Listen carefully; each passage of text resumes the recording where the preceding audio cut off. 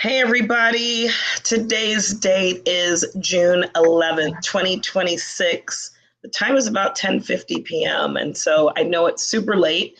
I probably could have done this sooner to be able to have more people able to interact, but I've got to be honest, not necessarily a YouTuber or a streamer or a independent journalist or any of those things where I'm looking for engagement.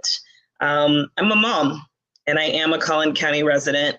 Those of you that are on my various social media platforms as friends, as followers, you know me on Facebook as Marlena Y. Christopher and on Instagram as marlena.moments. And so I know that definitely you all are primarily the audience that I'm speaking to be able to share what you've seen in what happened here in Collin County from June 1st all the way to the 9th with the Karmelo Anthony Trial, with the proceedings, everything from day one with voir dire and jury selection all the way to conviction and sentencing, which of course everyone now knows for this 19-year-old young man is 35 years. I want to say that definitely while he has received that sentence and has been convicted of murder, we also understand that his appeal has been filed. On what grounds and what basis, we don't know yet. Who his new counsel is, we don't know yet. But we do want to offer condolences definitely to the Metcalf family for their loss of Austin. I put in my announcement that I was really looking to make sure that I could provide just the unbiased account of what happened during this first week plus in Collin County with the proceedings. And I'm going to do my best to give that, while also acknowledging that I realize, like any other person, as I'm going to go through my notes, I know that I do have my own biases because I'm human.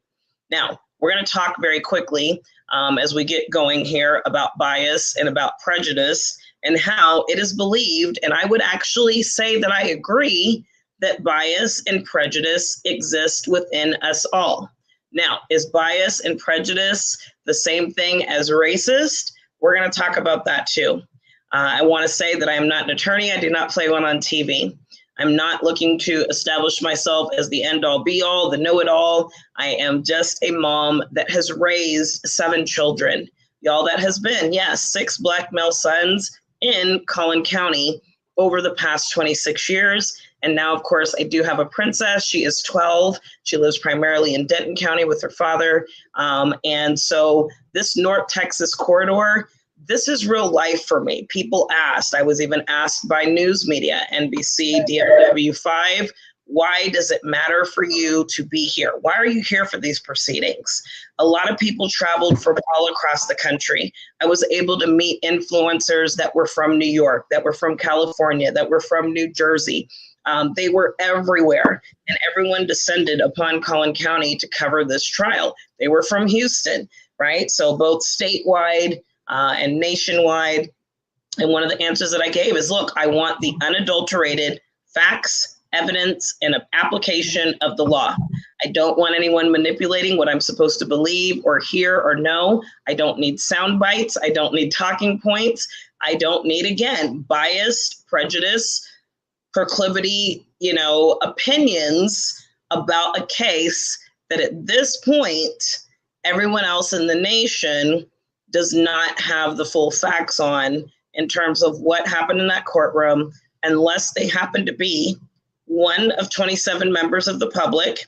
Most people know that these proceedings were not televised. There was an order that went out before the trial, before voir dire, by the presiding judge, which is the 296 District Court of Texas there in Collin County, the Honorable Judge John Roach Jr., that there would be no televising of proceedings. There would be no live streaming. There would be no open media recording.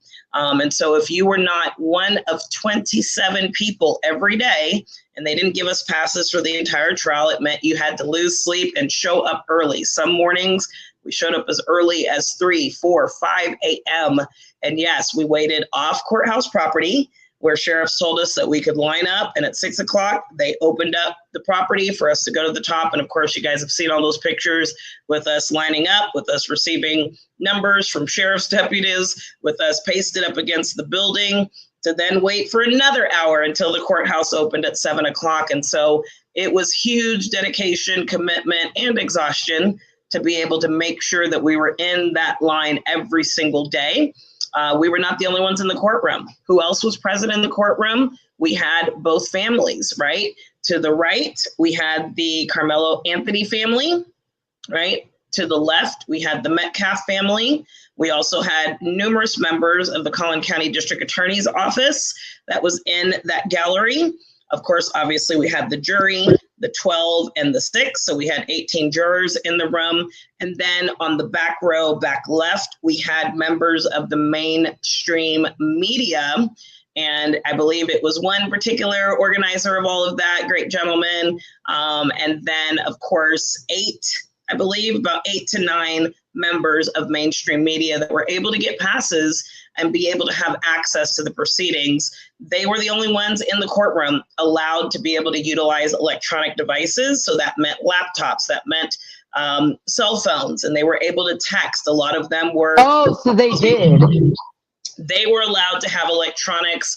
Anyone else, if you were participating in the Karmelo Anthony Trial proceedings in any way, shape, form, or fashion, you were not allowed to have no smartwatches, no phones, no electronic devices. They did not want anything getting And out. how did they determine that? Like when you walked in, like did they like shake y'all down? How did they make sure that nobody had a smartwatch on, right? You know what I'm saying? Great question. And actually, as we're starting this, I want to make sure that I get an opportunity to introduce my guest that's here. I'm sorry. Part of sharing, no, you're good. Part of sharing the information is also, yes, making sure there is a dialogue with people that weren't in the room, because there's going to be quite questions like this. And I'm so thankful for her engagement. So before I say anything else, and yes, answer that question, I'm going to ask you to take just a brief moment and introduce yourself. Give us your first and last name. Let us know who you are. Let us know your connection to Collin County and why this case has mattered to you. And definitely so everyone understands who's joining me today. Don't know if we'll get anyone else in the chat. And if it's a conversation between the two of us, I'm ready for it. Yes, as I advertised, I have literally 300 pages of notes, just about 300 pages of notes that we took handwritten because there was no recording. And so we're going to go through that. Don't know how long it's going to take, if this is going to be a part 1 of part 2, 3, and 4, if this is going to be a part 1 and we've covered it and that's all we're going to do. But I know it's going to be a great conversation with my friend here. We've been connected on social media, on Facebook for quite some time. I really appreciate your constant support and just definitely the things that you share, the perspective that you have. A lot of times when we're talking about unbiased, right? When we're talking about being free from prejudice, that means that we've got to have connections and other people that we may agree on a lot of things. There may be some things we see a little bit different, but we're not in an echo chamber, which social media algorithms tend to place all of us in terms of our information. So again, this is someone that I'm so excited to have with me tonight. She got the invitation and said, absolutely, I'm getting home. Give me a minute. I'm there with you. And so can you introduce yourselves to us, love? Yes, And, my name is Katie Kaba, and I was born and raised in Collin County. I'm a mother of 3 boys. One of them being in sports. So I think that this case affected me, and I was interested in seeing it because, like I said, I was raised in Collin County, number 1. And number 2, just having a teenage son in sports, I understand the minds of teenagers. And I think this kind of I don't know how to explain. I can't explain how it affected me. I was very interested in hearing the details. And also, I'm a court nerd, if that makes sense. So of course I wanted to hear it. And I also wanted to tell you, thank you for your dedication and your time that you put in order to be able to do this with us. So absolutely. Absolutely. Well, thank you so much, Katie, for joining us. Always good to have a fellow Collin Countyite that has definitely been here, right? So you know our jurisdiction. I think with Collin County, I think most people would agree, based on any amount of time, substantial time here, that we have things that we love about our Collin County community. And for some people, we have things that are points of concern that maybe we don't love as much. And so we're going to get a chance to talk about both of those. I will say one of the things I really appreciate about having you with us as another Collin Countyite is, again, while we appreciate all of the outsiders that don't live in Collin County that came to take notes and witness, right? And then provide coverage, is there was a lot that people have seen that at the end of the day was very much picking a side, was very much okay to, I'll just say, inflame emotions. And I think there's a part of me that, because I actually moved my children to Frisco in 2000, right? I am a mom, now divorced mom of 5 children, right? And so like you, Katie, definitely have 4 sons. That is my 21-year-old son that is still here in Collin County, went to school in Collin County. My forever 25-year-old son, Josh, and we're going to talk a little bit about him too, because unfortunately, I'm actually going to be laying him to rest here in the next 5 days. He did not die recently, but we're going to get into that story and why that matters, and even intersects with a lot of the dynamics of this story, because we're going to be talking about school districts. We're going to be talking about police departments. We're going to be talking about local municipalities and the powers that be, and equal protection under law. Right? Is that truly equal for everybody? Now, his passing was actually on the other side of the border in Oklahoma. And so it won't be a Collin County or a Denton County, North Texas story. But this corridor that a lot of people affectionately or not so affectionately refer to as the Bible Belt, the dynamics are very much similar. My son was allegedly found dead April 4th, 2024. And one of the things that continued to resonate with me in this Karmelo Anthony trial was the day of the tragedy, right? The day of the track meet that ended Austin's life and started Karmelo's path down the criminal justice system for the first time as a child that was not a criminal, did not have a record, didn't get in trouble, right? That date was actually April 2nd, 2025. So within 2 days in April of the alleged finding of my son. And so that is my 25-year-old, forever 25-year-old angel son, Joshua James McDaniels. And then, of course, I have my 29-year-old son. Y'all, he was with me. We were pounding this out together, making sure we wake up and we get going and we get in line and do what we need to do. He's taking his own notes. And if and when he's ready to speak, he will handle that on his own.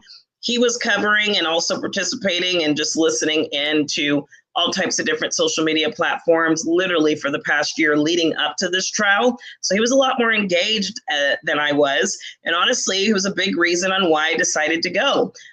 He went through a situation that at the end of the day, we may or may not talk about over the course of this live, that has to do with power dynamics, where all of a sudden he had the availability. He's a hardworking gentleman and tradesman.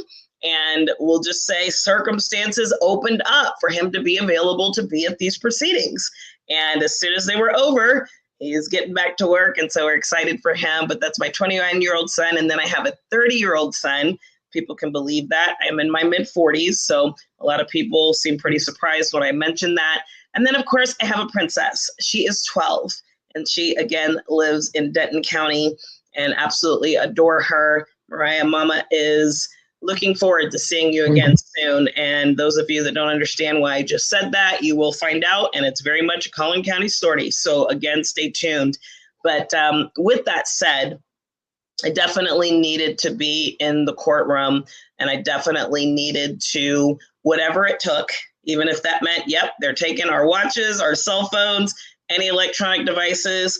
Now to answer your question, Katie, absolutely. You saw the sheriffs, us lining up on the building. They would check. Hey, do you have any smartwatches? Do you have any electronic devices?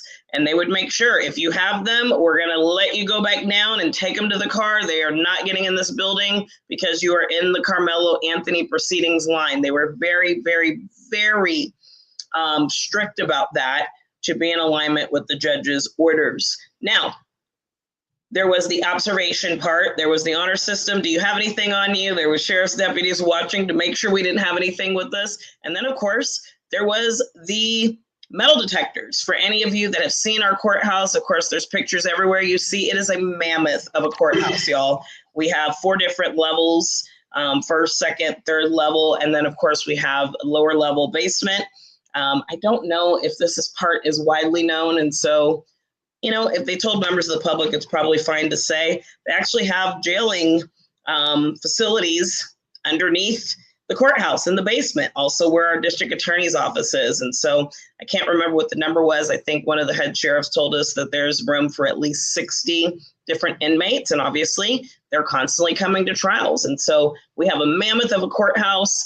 I would say, I don't know, at least 25 steps that you have to go up to this mammoth of the courthouse to enter. Yes. And so with that, you went through full-blown security. We'd walk through the security metal detectors. Of course, they would do the wand on us. And so there was no getting any electronics in that they did not detect at that point. When we were then taken upstairs to, I guess this would be the second floor, basement, main entry floor, and the second floor where the 296 district court was, we would then go through another metal detector security process right outside the 296 courtroom. And so that meant we were walking through the metal detectors again. We were getting wanded down again. And so there were 4 different opportunities for something to beep if it needed to beep. And so that said, I feel rather confident that if anything ever were to leak, get out from these proceedings, of course, obviously, Collin County has cameras and videos everywhere. Could always be an inside job.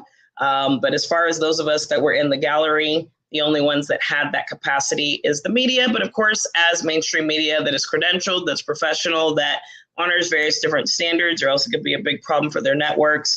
I don't necessarily expect that we'll have any of that. So that's the first thing I want to address is when you say, or when you see on social media, hey, this was a direct picture of Karmelo or a direct picture of the judge. I can tell you right now with a fairly 99% certainty, no, it wasn't. No pictures and no video was allowed. Those of us that were there, we were able to see. I think another reason that that decision was made was, influences on judges, influences on jurors. Y'all, I don't think that many people would have wanted to be on this jury. I would not. Absolutely. Now, there are some people that say, hey, I believe there's probably a lot of people that wanted to be on this jury. I have heard from attorneys, and also things have circulated that, you know what, there are people that want to be on this jury because maybe the juries are rigged, maybe the juries are fixed. I am not making that direct claim. I'm saying in the time that I have lived and dealt with the court system and dynamics in Collin County, I've heard that from both attorneys and members of the public. I've heard that too. Right. And I'm going to go through voir dire. I will say that, again, I don't have any direct knowledge of that being the case. For those of you that are on my Facebook, you even saw the day that it was announced that there were no Black jurors, right? Because we talk about a jury of your peers, and a lot of people think that that is supposed to definitely include same age range and same race. We'll talk a little bit about that. But the day that the no Black jurors started getting announced and circulating, I did, again, to be unbiased, not go in there with any preconceived notions on this situation is going to be botched. It's not going to be truthful. Y'all, I was showing up to see if it was and to just experience and witness the process. What I will tell you is I told people immediately, it is correct that there are no Black jurors. It is correct that, yes, a challenge by the state knocked out 3 Black women that otherwise would have been on the jury. And that's when I actually posted about the Batson challenge. This is a process where if I believe racially, again, not an attorney, what I've heard and how it was explained by an attorney that was in the courtroom that I asked after it happened, and it seemed race related, as the defense asked, I said, okay, help us understand what really just happened here. The Batson challenge says that at the end of the day, if there are exclusions, I believe that would seem to be based on race.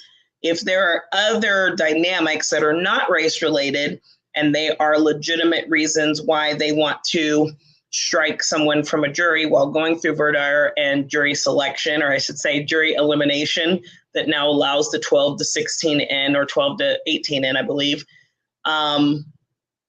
then, that can be considered. And so I'm going to talk about that in the voir dire process and how that occurred and how that happened. And so I don't have any reason to believe that it was necessarily fixed or rigged. What I can say is that this is Collin County, and it's not surprising that a Collin County jury may be devoid of the level of empathy, understanding, compassion, and just lack of bias and prejudice. Can I say something really quick? Sure, to not give the sentencing that occurred. Go right ahead, Katie. I'm so sorry. I'm bad at interrupting. You're great. So today I came across a post. It was an African American man who was a potential juror, and he showed a screenshot where he tried to get out there to Collin County Courthouse, and they told him he was no longer needed. So I think we got to take into effect that I think that they weed a lot of people out beforehand, before giving them a chance too. You know what I'm saying? I don't know the circumstances surrounding it. I just seen it today, and I just was like, there was a potential Black juror that could have, been there, but they told him not to show up. Wow. So again, there's lots of reports that have come out. I can't confirm or deny that. What I'm going to do is I'm going to go ahead and start with my day one notes. Thank you for bringing them up. You all can see my notes here. You won't be able to read my notes here, but at the top it says day one, Karmelo Anthony Trial. I have written on here 12:10. Now, again, we didn't have watches, so I often couldn't see the time. Sometimes, again, someone that did have a watch, we might be able to ask. And so this might have been the time when we first showed up on day one, and proceedings just did not get started. They were using the ceremonial courtroom, which is on that first floor that you actually enter. It was not in the 296. And for those first 2 days, they actually did allow more people to observe the process of voir dire and jury selection. So during the trial, again, maybe you were looking at, let's just say, about 100 people, right? During voir dire, let's say maybe that was 140, because that's a much more substantial, larger courtroom of people that were able to witness those proceedings on the CCTV screens in the courtroom. So I don't know why I have 264 and 248, but what I will say is there was some conversation as they were opening up to explain the process of voir dire. Why are we here? The American justice system. And so something was said about the Magna Carta and the jury system protecting against, the power of government, right? They started explaining how politics does play a part in the system. And so now the goal is to hand that power back to the people, and to be able to make sure that we're understanding the jury system says we believe in the individual. And anybody can disagree with me. All of this, I believe, if I recall, was initially being said by Judge John Roach Jr. Now, I've personally had proceedings in his courtroom back in 2015. I'm not going to get into all of those details yet. I will say I was able to present evidence that he reviewed, that he agreed with. It was substantial evidence. I'm going to bring it up later, not at this time. And we will talk about what happened to it later. But I will say, even with what I know, as well as other cases, that I would have some concerns about I'll just say dynamics and outcome. I will say, going through voir dire, if you'd never met him, you absolutely fell in love with the judge from day one. So that would have been the experience. He was very easy to understand. He seemed very likable. He was rather funny. He had a lot of jokes. He was helping people to get through a very difficult process. Y'all, this jury that they impaneled started with about 600 members of the public that had been called for jury duty. And so that is their largest room that they have in the Collin County Courthouse. I was told that I think can seat at least 750. And so if there is a high profile trial like this, they did have like 600 jurors. Now back to amazing security. I will go ahead and shout out the Collin County Sheriff's Office, because Lord have mercy. That first day when we showed up, you had everything from the security officers that are at the front doing metal detection and just making sure that we stay safe in our courthouse. You had courtroom bailiffs, because when I say they shut it down, dockets were cleared. I talked to bailiffs that said our docket has been cleared for this week and next. Our judge told us basically everybody's on vacation. That was a real reality, because they needed to be able to control the traffic going through the courthouse during these proceedings. Part of it was protection of the jury pool. Part of it, I believe, was protection for the family, for all involved in the case. Part of it is, we can only deal with so many people that are trying to see proceedings. And so when I tell you, I actually had some personal legal business that I needed to do at the courthouse Monday morning, and I was not able to because my court, as well as the other 14 district courts, they did not have dockets that were moving for this trial. So it was a big endeavor.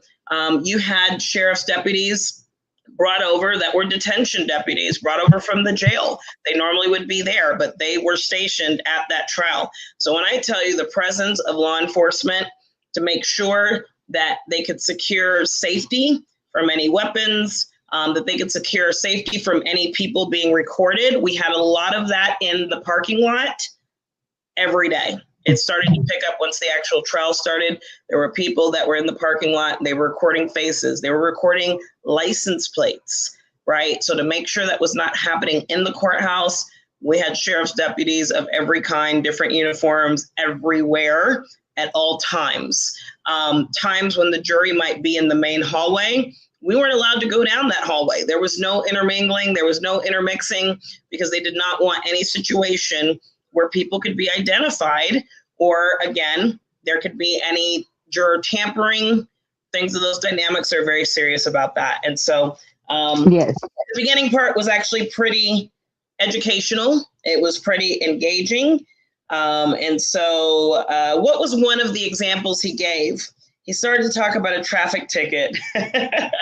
And he said, in terms of getting a traffic ticket, or a situation, he said something about a custody case or a business matter, a malpractice matter, a criminal matter. We believe in the jury system. And so with that, everyone was summoned. Some have been disqualified. He was announcing some of the reasons for disqualification on a jury is felony convictions, right? Some other disqualifying reasons would be maybe you're not a U.S. citizen. Maybe you're not a Collin County resident. That can happen too. They said if you were elderly or if you were caring for a child, if you were over 75 years old, then these are people that when they showed up, that was determined they were disqualified, how they're trying to get rid of the 600-member jury pool. So we went into why we're here. What do you need to know to have a fair jury? They gave numbers of everyone, so this was funny. We'll talk a lot about number 19 because number 19 had a lot to say, whoever that was, and they had a lot of questions for number 19.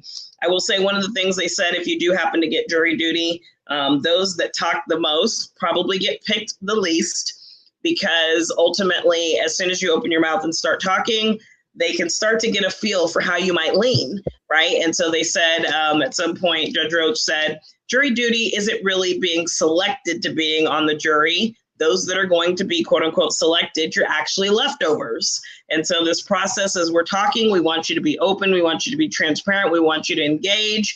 But yes, during this process, obviously the prosecution and defense are taking notes. The judge even taking notes or observations of people that they know that they're going to be eliminating for this jury pool for any number of reasons if they sense bias and prejudice. So at this point, they mentioned 129 and said something about ever had a jury trial of my peers. That means not lawyers, maybe not peers. Number 10 said something. I think he was asking about their impressions of the jury, what's important with the jury. That's what it looks like. They said that you're unbiased, someone who can listen to both arguments. It's really important. And that's what I'm going to do my best to do is, again, have empathy for both sides, but also have the facts for both sides. Number 377. I don't know why I have a Y here. Woke up running late.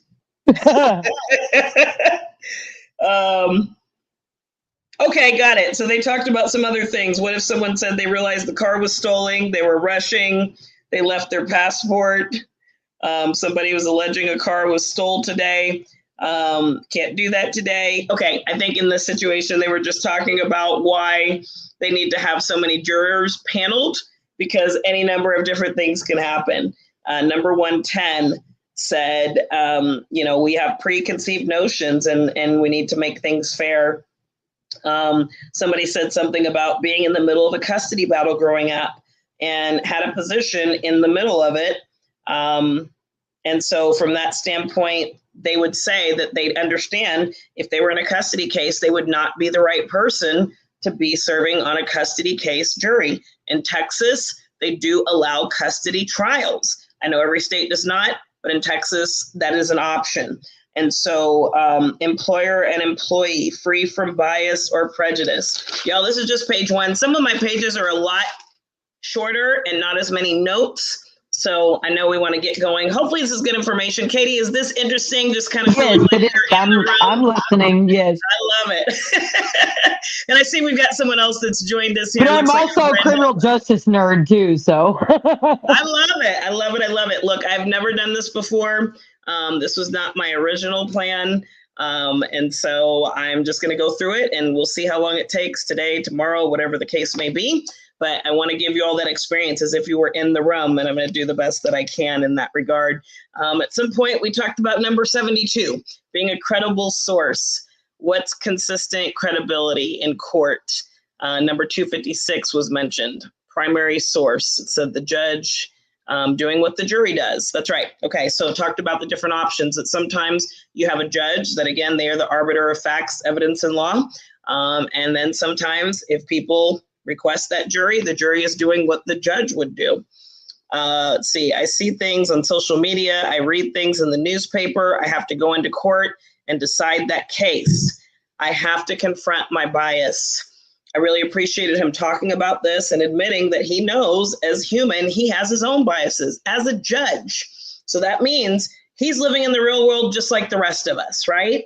And yeah. So when he sees cases in the media, in the news, on social media, whatever the case may be, he has to confront his bias and say, hey, I'm going in, I'm going to actually hear this case, and my bias and my predetermined ideas when I first saw it can't come with me. And so I thought that was really amazing. I actually underlined confront my bias. I intentionally have to ignore it because it's not fair if I'm not based on what is happening in the courtroom. He's absolutely correct. Y'all, there are keyboard warriors that in the first couple of days, I have to admit, I woke up a little bit raw and decided to engage with some keyboard warriors, trying to tell me one of the 27 for every single day from voir dire to sentencing, with the exception of one where I was still right outside the courtroom door. They tried to tell me about the case. Now, they were on my friends list, and so I try to engage. I don't require that people have the same opinion of me. It's okay for people to offer dissenting opinions with me or other people on my page. I don't try to control that. Unfortunately, I allowed myself to engage a little bit too much, actually too much, with a couple of people that, we used to agree on some things. We used to agree a lot of things, definitely as it pertained to family court and the inequalities and the injustices. And so sometimes we agree with people on those things. And then all of a sudden a case like this comes and you realize they have really strong opinions, so much where they are determined to come onto your page and set you straight from what you can and can't say on your page. This is important, people. Pay attention, because it's unfortunately actually how this story even started, right? People feeling the right to go over and tell other people where they can sit, where they can talk, where they can be, what they can say, and police other people's movements, opinions, conversations. And sadly, what we've learned in this case is that is not a good thing to do. So I engaged for a day. It was very exhausting. It was a day I was trying to catch up on sleep because I really had no more than 2 to 3 hours of sleep throughout this entire situation from January 1st to January 9th. And I finally understood, Marlena, why are you engaging with keyboard warriors and people that already have bias and have made a decision? They probably were not in that memorial tent on April 2nd, 2025. And they weren't in the courtroom because you didn't see them any of those days and you saw everybody there. And so why are you going back and forth with people online? I made the decision I'm not doing that anymore. And that's why I'm doing what I'm doing. I'm not going to be in a defensive position. I'm not going to listen to people telling me this, that, and the third. They weren't there. I was. Doesn't mean that I know everything, but it means I don't have to prove what I know and have in how many pages? You'll see it for yourself. Not doing that anymore. Katie, do you have any questions, any thoughts right now on what you're hearing and how this is going? How's this working out for you? I think it's working out great. I'm enjoying listening to every minute of it. I just, I keep going back to thinking about, I'm sorry, my mind keeps going back to earlier when we were talking and you were discussing something about, I'm sorry, I'm rambling. Let me just shut up and let you talk. You're okay. You're fine. I know this is a lot, so I'm like, I hope I'm not taking too long. I'm like, and just so if whoever's watching, this is my first live stream ever, so y'all bear with me here. You're good. You're good. Listen, we are going to get through this together. And again, I'm so glad I that feel you're here. embarrassed. Could you imagine? No, you're fine. Can you imagine me having to do this all by myself? That would be horrible. I don't know how to share the link if anyone else wants to come on stream where I actually see someone joining was actually through my Facebook Live, through my cell phone, not on this. On this thing. Okay. Yeah. And I don't even know. I think there could even be comments that pop up at some point. I don't see them. I'm not a master. Maybe I'll be able to get someone that is a StreamYard master to join us at some point in this process. So that could be a little bit more inclusive. So I just want to say that if you are watching and you're commenting, maybe you're commenting on Facebook or you're commenting on Instagram and you're like, why is she not responding? It's because I can't see you and I'm not tech savvy yet. So apologize, charge it to my head, not my heart. I'm trying to. Okay, here we go. Let's dive back into it, Miss Katie. All right. All right. So, let's see. He said it's not fair. If it's not based on what he hears in the courtroom, I have to ignore it. I have to compartmentalize. It's not fair if I heard it anywhere besides the courtroom. I have to tune out the noise. And then for some reason, number 386 came up. Why it's so important. Why? Because people's lives depend on it. Their liberty depends on it, he said.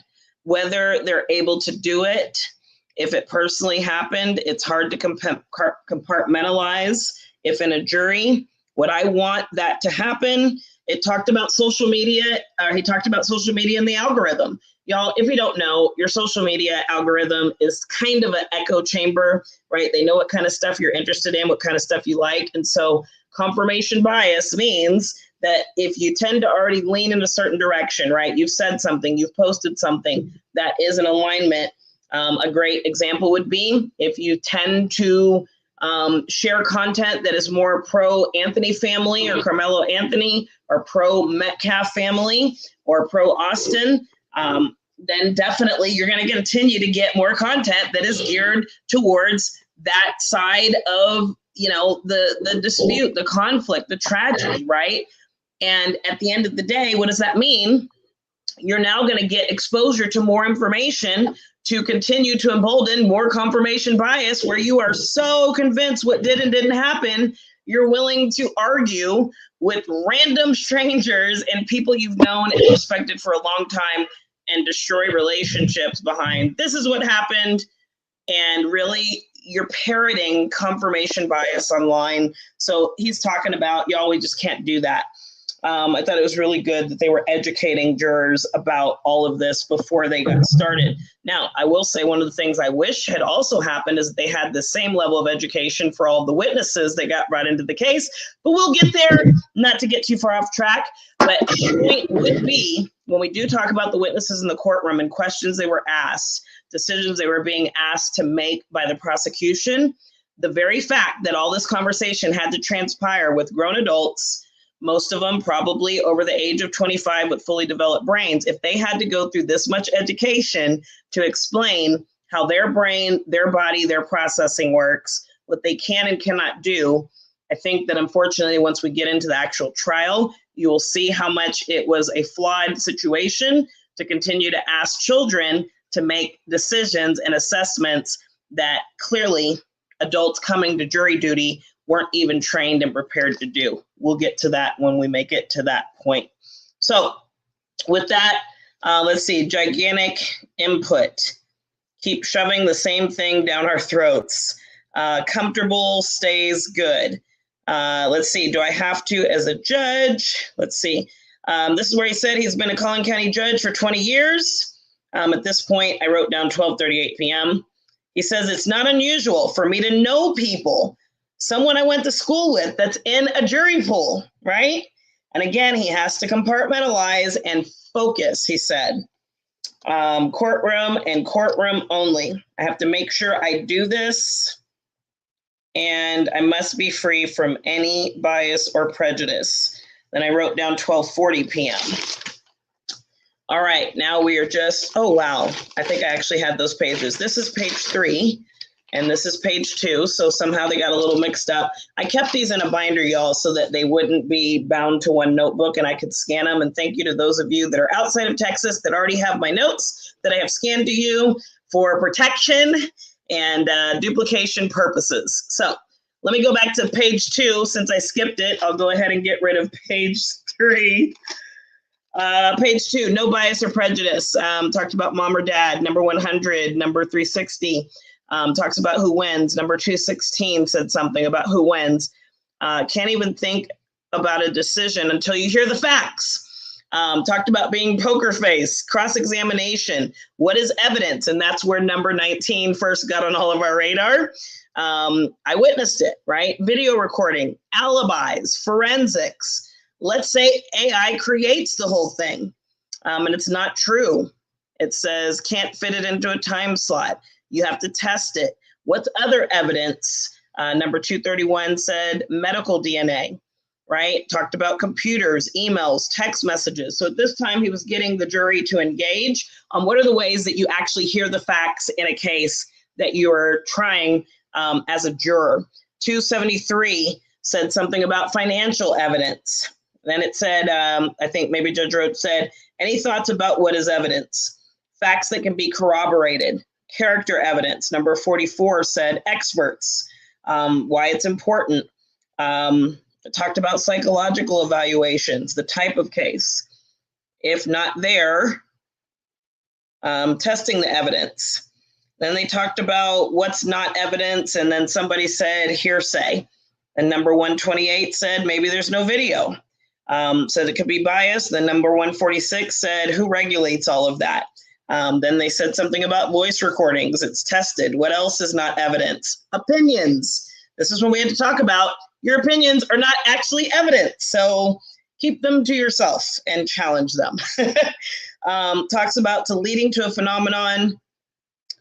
Who believes everything or half of that? Let's see. Sorry, you had to put that guy in jail. Oh, okay. Somebody said something about, I Googled it. And why is social media not allowed in a courtroom? It talked about hearsay, how a lot of people are doing it for clicks and to be famous, for money. And then it said something about at the courthouse, it gets from the first to the fourth fast. Oh, he was talking about how at the courthouse, how rumors travel from the first floor to the fourth floor very quickly. And so he was addressing that. That was really interesting. Regular old media, right? Talked about half-in media outlets, 25%. Where do you get your news? All right, so that was actually page 2. I apologize, I mixed that up. I will watch my page numbers now. 4, 5, 6, 7, 8, 9, 10, 11. Okay, so this was maybe day 1, voir dire. I'm on track now. All right, I'm gonna try to go through this quickly. We got a lot to cover, y'all. 9 days, Lord have mercy. Okay, so it's talking about ignoring things. We can only look at the rules of evidence. He says, again, I'm Judge John Roach for 20 years. I believe speed limits should be 55. Okay, so what he's talking about now in the rules of evidence, he was saying how something about speed limit saves trees, gas goes down, and he's seen too many people in accidents that are very, very bad. Then he asked a question, and this was the first time we really started laughing, and I realized this is going to be a voir dire with jokes, a comedy session. And Roach says, who drove 70 miles per hour, right? And number 356 and number 88 said they drove 80 miles per hour. They were honest. They got here quick, fast, and in a hurry, right? Somebody said going to hold both of y'all in contempt. Oh. So he actually said when they admitted to driving 10 miles over the speed limit, he's going to hold them both in contempt. So we thought that was funny. $500, 6 months in jail. He says, but the reality is you said it and I can't do that. Does anybody know why? He says, because I have no proof. It's interesting. He says, I didn't hear you. It's bias. And she followed the law. Now, he did say, I actually disagree with 55. And what if someone says, oh, no, maybe what they're saying is, what if you disagree with the law and you say you're going to do it your way? Talks about following the law. And sometimes I don't like it. Right. And so he talked about that. And another thing that was funny is somebody came up with, I want to say this was 19. I don't have that in the notes, so I won't say it directly. But when he asked the speed question about who got here at 70 miles per hour, one of the jurors said, no, I didn't, because he either said that it was the amount of time that he had to speed up to get to 70, or the amount of time he had to slow down to park. And we all kind of laughed, and he kind of did this whole, there's one in every jury, right? That is like, no, none of us actually drove fully 70 miles per hour to get here, because you go from 0 to 70, and you certainly don't go from 70 to 0. He was right. Now, he probably got scratched off somebody's list being that specific, but it was a funny moment in the courtroom. He talked about being a judicial activist, doing it my way. Can't do that. So at some point, where was I getting the time for him? Because now I have 12:42. Then I have juror 164 answered the legislative question. I'm in a jury room doing everything you said. Jury is important. I waited to hear the evidence. I was very patient. Said I disagree with the law. 212 said what's wrong is doesn't know what you're doing. 213 says being a know-it-all, what do you have to do? Follow the law, whether you like it or not. 1248 said they disagree. And someone said, I can't do it as a juror. It's not the time. Lawyers know what the law is. We have to go back to fairness and justice. There are no wrong answers. And this is the problem with someone who can't follow the law, right? Will they look at credible evidence and people and give a verdict? This is when they're saying, we want you to talk back. By 148, they say they don't mean to lecture. If you have a disagreement, you can disagree. And number 259 said something about thinking about fairness and law. Not sure where the sliding scale is.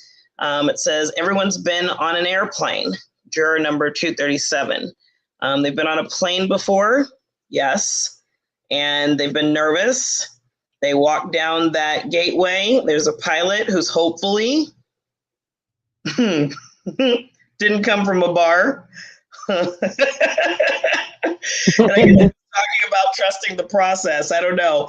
And it said it depends who's getting on that plane by 1:50 p.m. It says not guy I wanted to be. Let's see. The paw doesn't. What does it say? Doesn't. Got to follow it. The law doesn't depend. You got to follow it. The jury room is the last place that's fair. Let's see. Got a hand back here. Okay. It's 1:52. The honorable thing to do if something's not fair is to recuse yourself. Somebody said something about mom, wife's lawyer. No one in her entire firm. Oh, okay. This was actually really important. And again, I have a personal story that relates to this. This is when he was talking about as a judge. The honorable thing to do is to recuse himself if, for instance, there's a case involving his mom or his wife's law firm as a lawyer.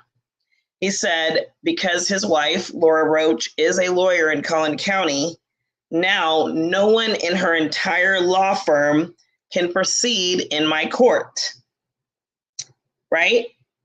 He has to recuse himself. Now, there are standing orders in Collin County today that do handle these conflicts of interest. There are multiple couples that actually have judges that have spouses that are attorneys or even DAs. So just knowing the makeup of the courthouse, I'll give a couple of examples. The Wheelis family, right? The regional judge, Ray Wheelis, also has a wife judge that's in the Collin County courts, Cynthia. Some people, I guess, call her Cindy Wheelis. I've always heard of Cynthia Wheelis. But that is a dynamic where she is a Collin County district judge. He is the regional judge for Collin and other counties that are in the region. Let's look at another situation. Hey, let's look no further than our DA, Greg Willis. His wife is also a judge. I don't know why I can't think of her name right now, but she is also district court judge Willis as well. And so in these types of situations, there are now standing orders that say, again, if you're a part of the law firm of Judge Roach Jr.'s wife, his dad used to be the DA in Collin County for many, many years, he cannot hear a case in that courtroom. Unfortunately, when I was in Judge Roach's courtroom, that's actually exactly what happened. Is I was in a custody case with an opposing party who was paying his wife's law firm. So again, initially some things were agreed to by the judge based on evidence.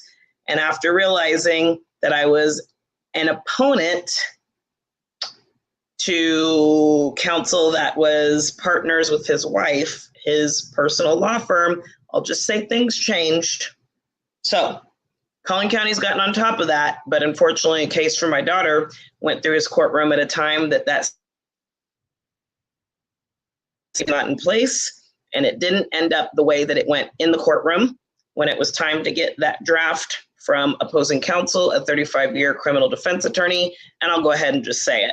Unfortunately, a 30 to 45-minute hearing that actually took place, that actually had very serious allegations of murder threats against me, that I was able to present email evidence where he agreed, sounds like a threat to me. Unfortunately, that proceeding, after I walked out, and it was stated and communicated to him that as a pro se litigant, she is being opposed by an attorney that is partners with your wife. So your wife's law firm is being paid to oppose her. All of a sudden, county record said that that hearing was canceled and never held. Unfortunately, I have a draft from opposing counsel that was there, actually drafting the judge's ruling, and it is not consistent with county records. So I'm just saying, I worked really hard, people, to go in with an unbiased view of Judge John Roach, because it's actually a pretty major disappearance of an entire proceeding in a courtroom where I can prove that it happened because I have the draft, the injunction draft that came out of the hearing where he saw evidence and agreed with fatal threats. And when he found out that his wife's firm was being paid to oppose me, it is now listed in county records as canceled and never held. That could be a problem, but we're going to move on. So he's talking about how now they realize, hey, we can't do that. That's a big problem. All right. So tell us, anyone done jury service like this before? Me either. We got to be free from bias or prejudice, and we must hear all the evidence. We're on page 6. I'm going to try to speed this thing up because I know we want to get into some exciting things. So they talked about ever hearing about the case, qualified unless already you've made a decision. You have to look at the law and credible evidence. That is what is supposed to determine the verdict. Who wants to say something so bad? Number 199 apparently came up in this conversation. Let's see. If they want something so bad in the depth of their heart that's not justice, that's where they can have a runaway jury that was discussed. Go somewhere else like Venezuela. Let's see. It says around to celebrate 250 years as a country. Our medical system is best in the entire world. Who disagrees with me, right? Someone in a black shirt that doesn't agree, and that's fair. They can express their comment. So this was the whole time when he was talking about how he feels like we have the best justice system in the world, 250 years strong, best medical system. And as he is ex-military, yes, Judge John Roach does love our country. He asked, does everybody agree that we're the best? And some people dissented, and he said that was completely okay. So that's what was happening in that moment. Let's see. Black check to country, so unbiased, biased opinion, complicated history and developed laws. So these are some other people that were talking about that. 35 miles per hour, did you drive? Multiple people on the jury. How do you deal with unconscious bias? It talked about fellow jurors, jury charge, and charge of the court. All right. Something along the lines of test me on it. People that end up on juries or are left. This is what he tells him. You're actually not being selected. You're a leftover, right? And I think I explained that already. He said the reason that you're a leftover, you're not being jury selected, is because each side have a certain number they can strike. And the court has an unlimited number of people. And they can, and he even says he can strike jurors. Now, we did not know that, but he said that that's something that he can do as a judge. Then the lawyers look at whoever's left, how many people we need, and really it's a process of weeding out. It's a process of elimination. And so somebody had a break request, and so it looks like at 1:03, they did that. He said, you cannot discuss this case, no radio, no television, no independent research. He says a couple of you.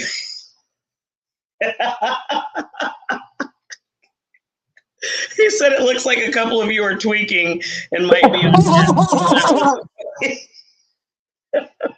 That was a funny moment. I remember that. Y'all, it was actually kind of hilarious in voir dire. So he said we got about 600 people. If you break any of his rules, he will hold you in contempt for 6 months in jail and a $500 fine. God. So go ahead and break, come back and finish up. Oh, that was the point where that's the point where he kind of says, a lot of you thought I was a nice person, but mess around and break my rules and you'll find yourself in jail for 6 months with a $500 fine. So you guys take a break, come back, finish up. It's really hot in here. And he said, it's hot in here because I'm wearing a dress. And he said, sit back in the seats that you're sitting in, because if you're not sitting by the same person, you're in the wrong spot. And so again, it looks like at 1:05 we took a break and somebody asked a question. He says, I'll tell you later. So y'all, it was actually a very cordial. I remember thinking at the time, if you didn't know Judge John Roach, if you hadn't had a personal experience or heard a story, you would think this guy is awesome. He's relatable. He's funny. He's a great educator. He's trying to help everybody through the process. And so it was actually really interesting to listen to. So page 8. Let's see. It was talking about how, again, everything must be according to the law. Oh, I did a diagram of where people were sitting. I got a little bit bored, so sometimes I would start drawing. He was talking about him or his bailiff. He talked about media coverage has been extensive in this case.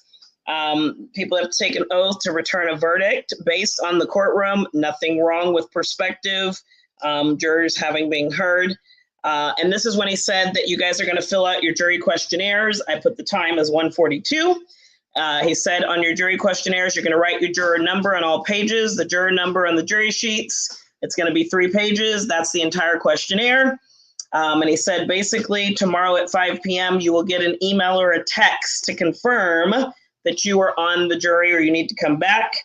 And then said something about Wednesday at 8:30 a.m. is when they're going to report back. So just to be clear, I mentioned that all of this started on June 1st. It did. We had the first day of voir dire. The second day, we did not come back to court because that was the time that all of the attorneys got a chance to review the questionnaires and make their strikes. So coming back Wednesday at 8:30 was the instruction for anybody else that was being selected to come back. I've got page 9 here. You're either going to show up or you're going to get notification you've been dismissed. And he said that'll be sometime tomorrow evening. He said he's buying lunch for everyone on Wednesday. We thought, us too? No such luck. He said there's going to be a number on your card or your badge number. He said it's going to be a full day if we get that far. Do not discuss the case. Again, if anyone asks you, you can just say, I'm on jury service, right? He said it is a complete and direct violation of fairness. And perhaps, again, you go to jail. He's reminding people, don't talk about it. You'll go to jail. Follow the court's instructions.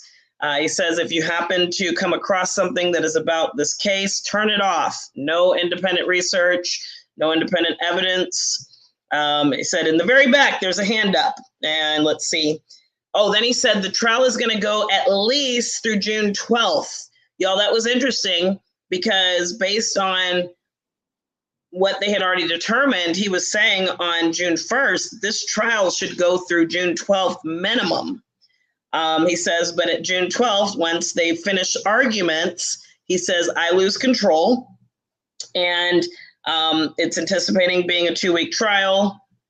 And he said, basically, the answers, if people are asking you about somebody saying something about, can I tell my judge that I'm getting back to, or can I tell my job that I'm coming back to work? He said that the only thing that they could say is that I can't come back till June 12th or later, right? And so when he said about losing control, what he was talking about is that it's anticipated that both sides would not rest their case until June 12th. And then they can go up till 9, 10, 11 o'clock at night if they want, but he loses control once the jury deliberates. And so that was something else that was a little bit alarming to us, is that this case wrapped up on the 9th, which was 3 days earlier than already anticipated. So we'll talk about that a little bit later. Then people started having questions. Somebody said they had a Girl Scout trip overseas. And he said he would probably excuse that. Because I guess if it's a business trip, then too bad, you don't get to do that business trip. If it's a work trip, too bad, you don't get to do that. If it's you got a Girl Scout trip overseas, he thinks that's personal and they would probably be excused. Somebody maybe did something that said have a seat.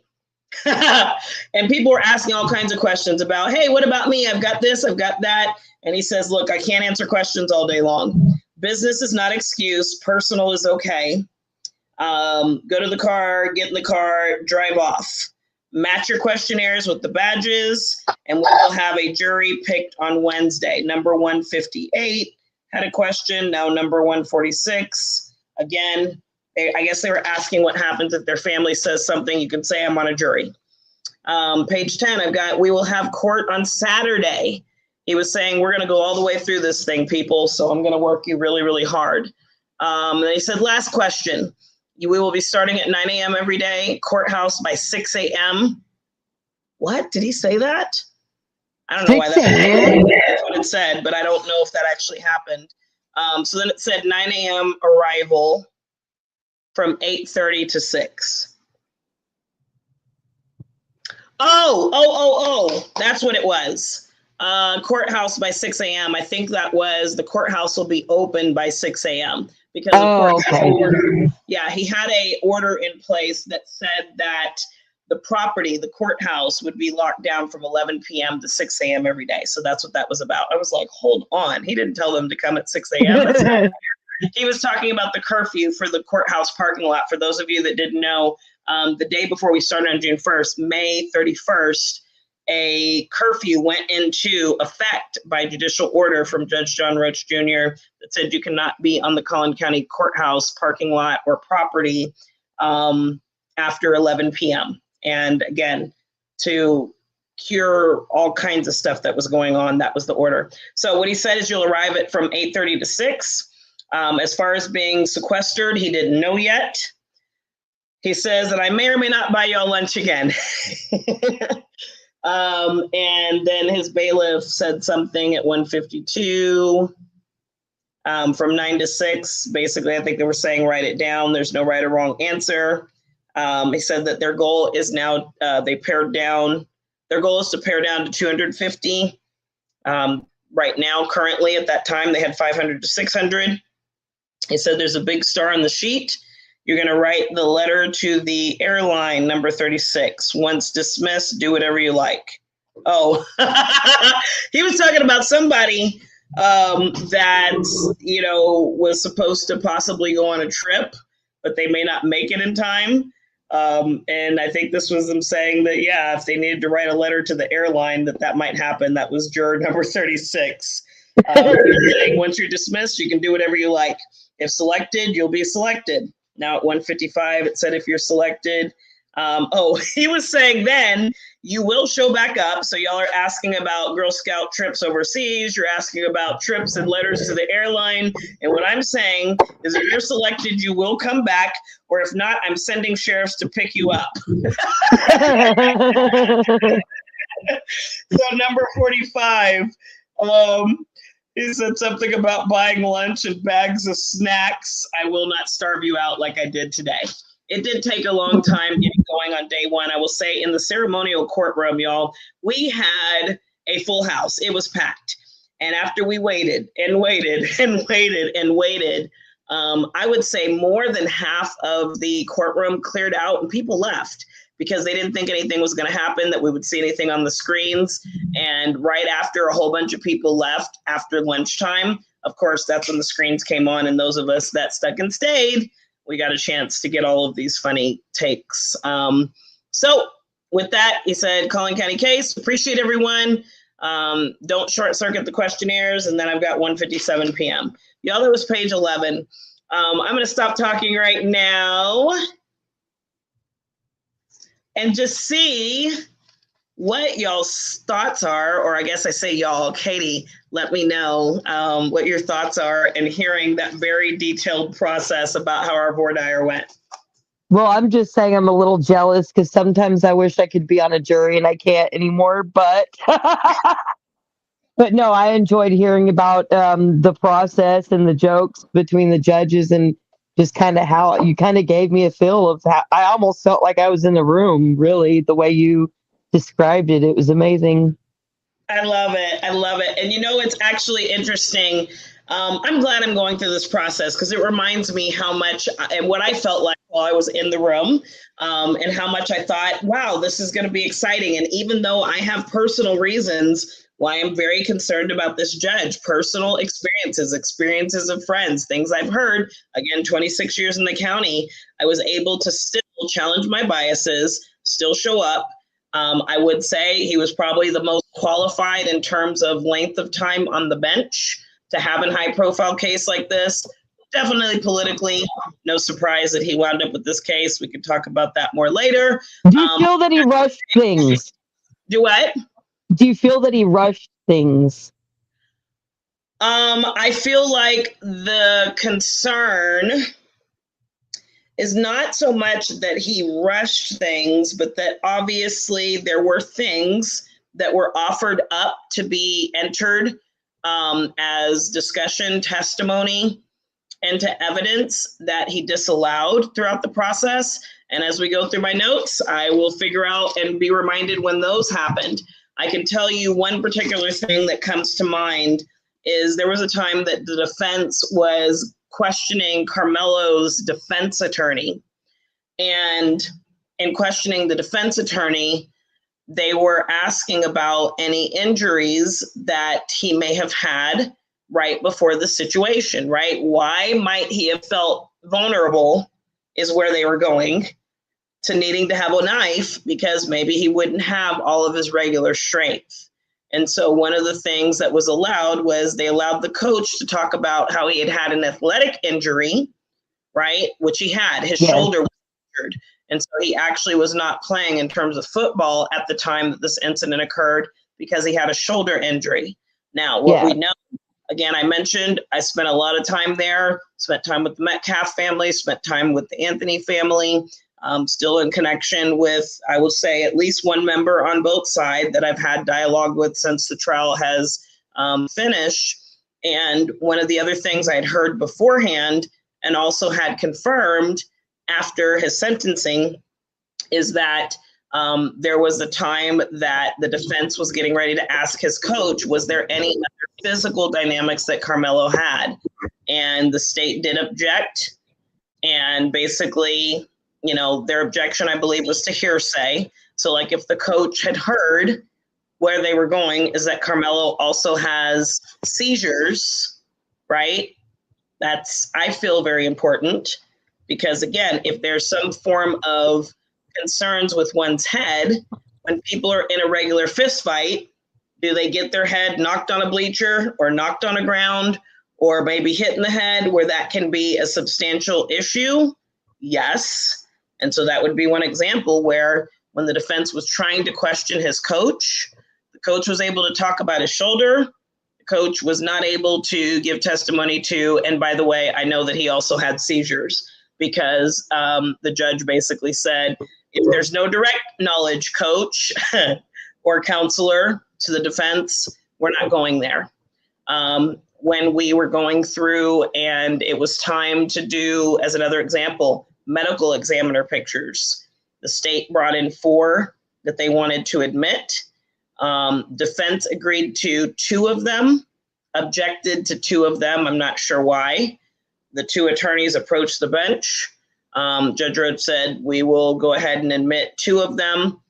And then even though right before that, they had taken a break and Bill Werski, which is the state's lead the state's lead prosecutor, said, we're getting ready to hear from the medical examiner. And so because of the gruesome nature of the photos, right, we're going to go ahead and give an opportunity for the family to leave. On that particular day, I was actually sitting 1 seat over from Austin's dad with another family member that I had, they had to get up, and then there was a row of Metcalf family members that also were asked to go ahead, really insisted upon by the DA that they needed to leave. The way that the gallery was set up is that there's screens.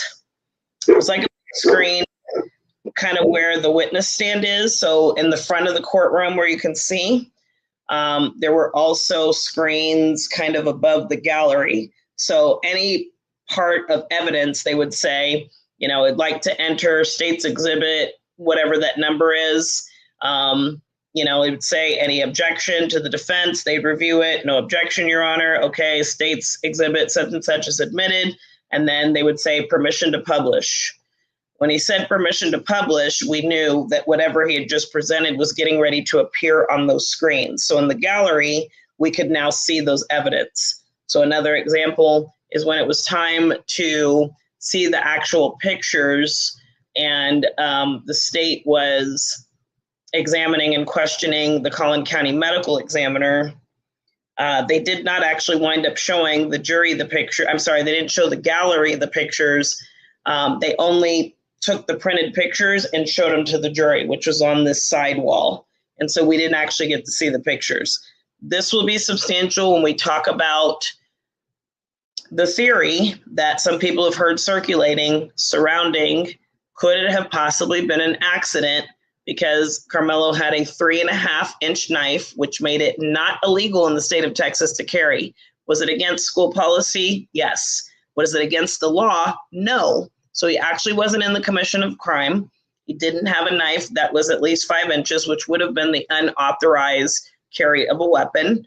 And then the actual incision, or I should say the actual stab wound, was not even 3 inches. It was 2 and some variation. I'll have to look and see in my notes if I have the specific. I've seen 2.5 is what I've seen. Yeah, particular specifications. So, that's an example of things that were going to occur or, additional evidence that might have come in that either due to the judge or due to either side objecting didn't fully get, processed. And so, I believe the way that it works is when a trial is getting ready to start, they probably have some form of pre-trial discussions. How much time are you going to need, counselor? How much time are you going to need on both sides? And that's what gives the judge an idea. They go over probably what the general flow of the case is going to be.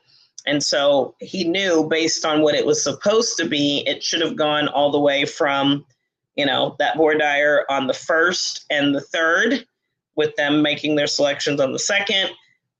The intent was that it would go all the way to the 12th, but as we know, it wrapped up 3 days early on the 9th. There was a lot of discussion on, I would say, the last day, why we were in the hall so long for a good couple of hours.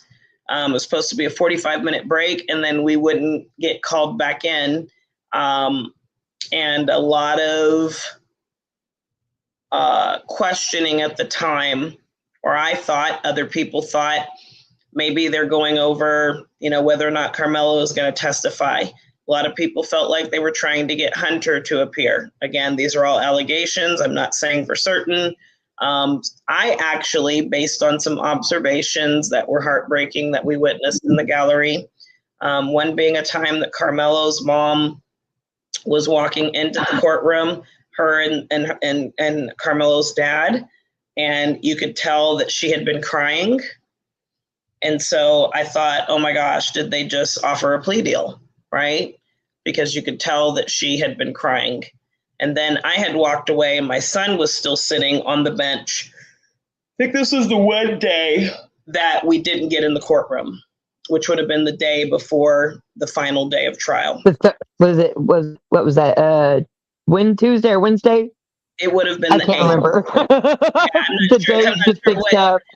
I'm not sure what specific day. I know it would have been the 8th because the case wrapped up on the 9th. So that was the only day that we didn't make it in as one of the 27. And so we were about 4 people away from getting in.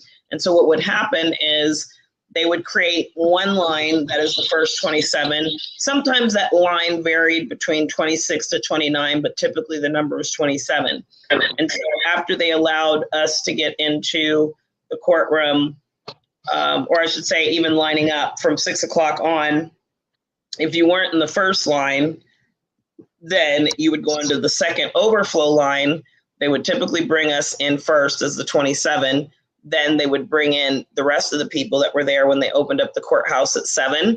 And then they would kind of go in an overflow line, and they had benches outside of the courtroom. So what would happen is if any time during the day, somebody that was in the courtroom needed to leave, maybe they're going back to work, maybe whatever the case may be, they would turn in their badge, and then they would give that badge to whoever was in the overflow line.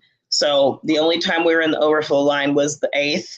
And so that particular day we were sitting out on that bench, which was right across from the courtroom. And I had walked away to talk to some people. When I came back, my son had mentioned that he had seen Karmelo's dad actually coming out and crying.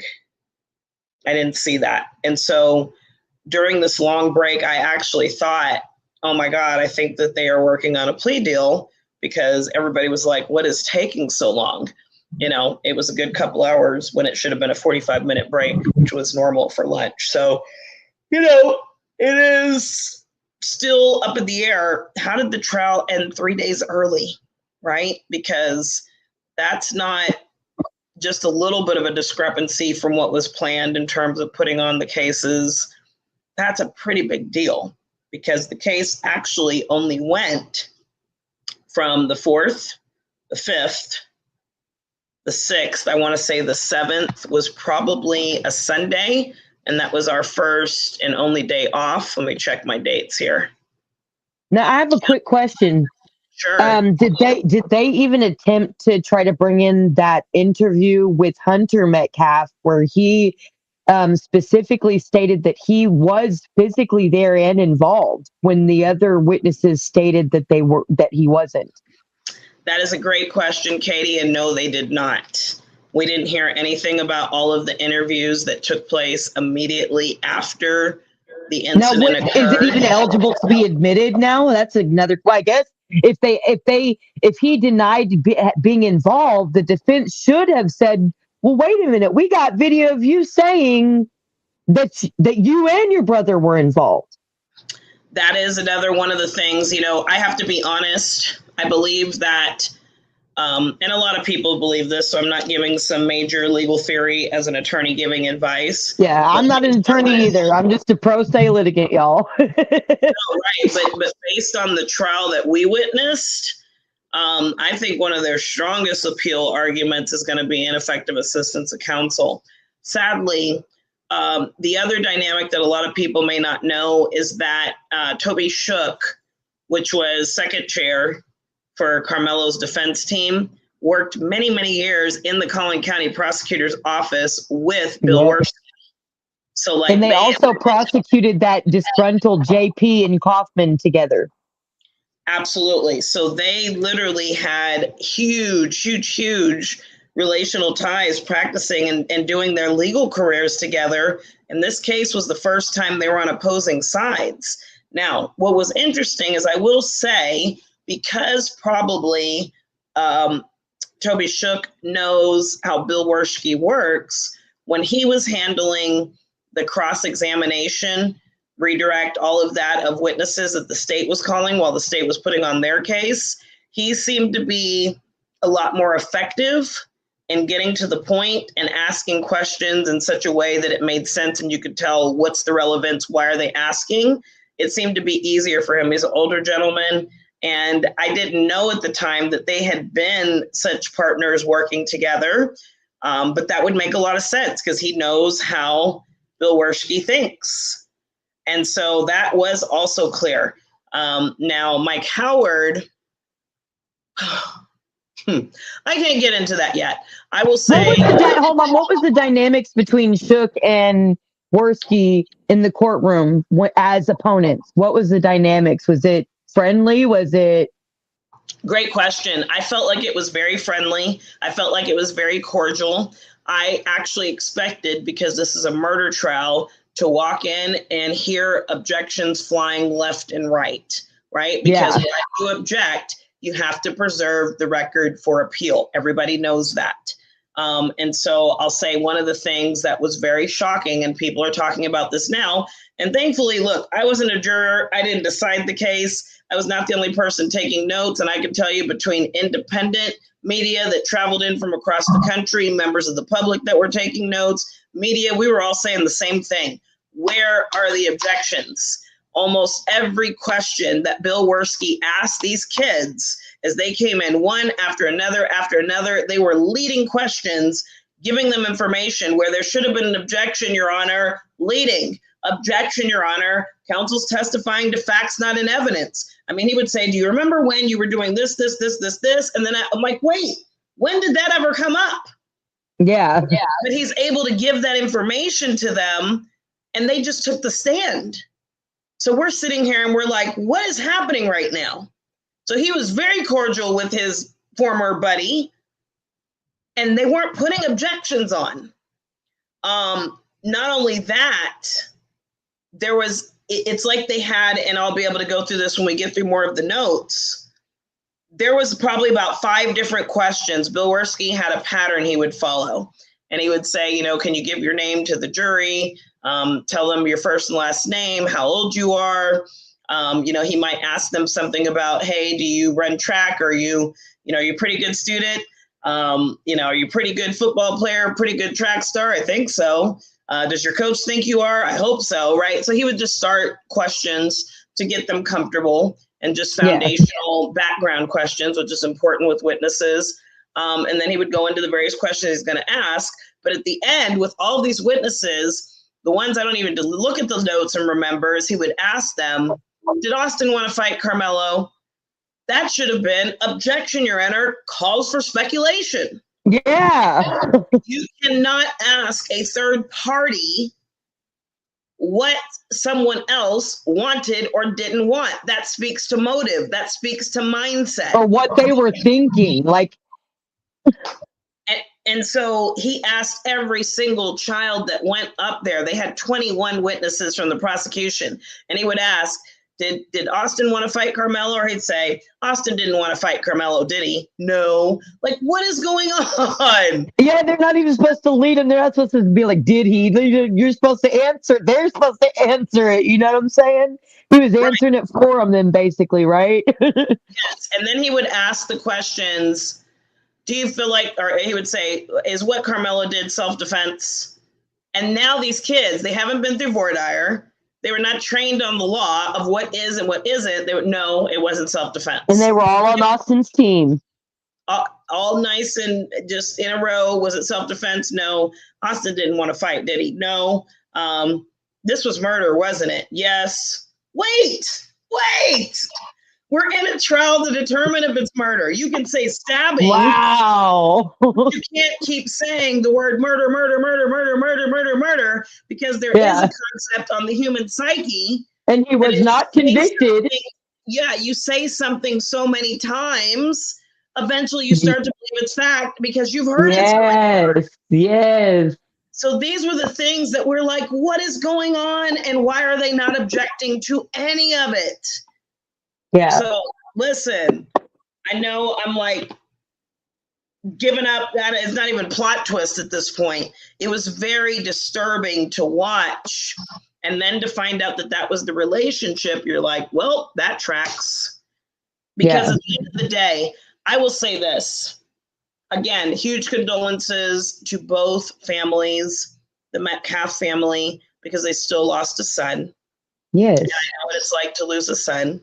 So I said it to Jeff Metcalf. I said it to members of the family. We were in line with Austin's friends, right? That they were in the courtroom every day.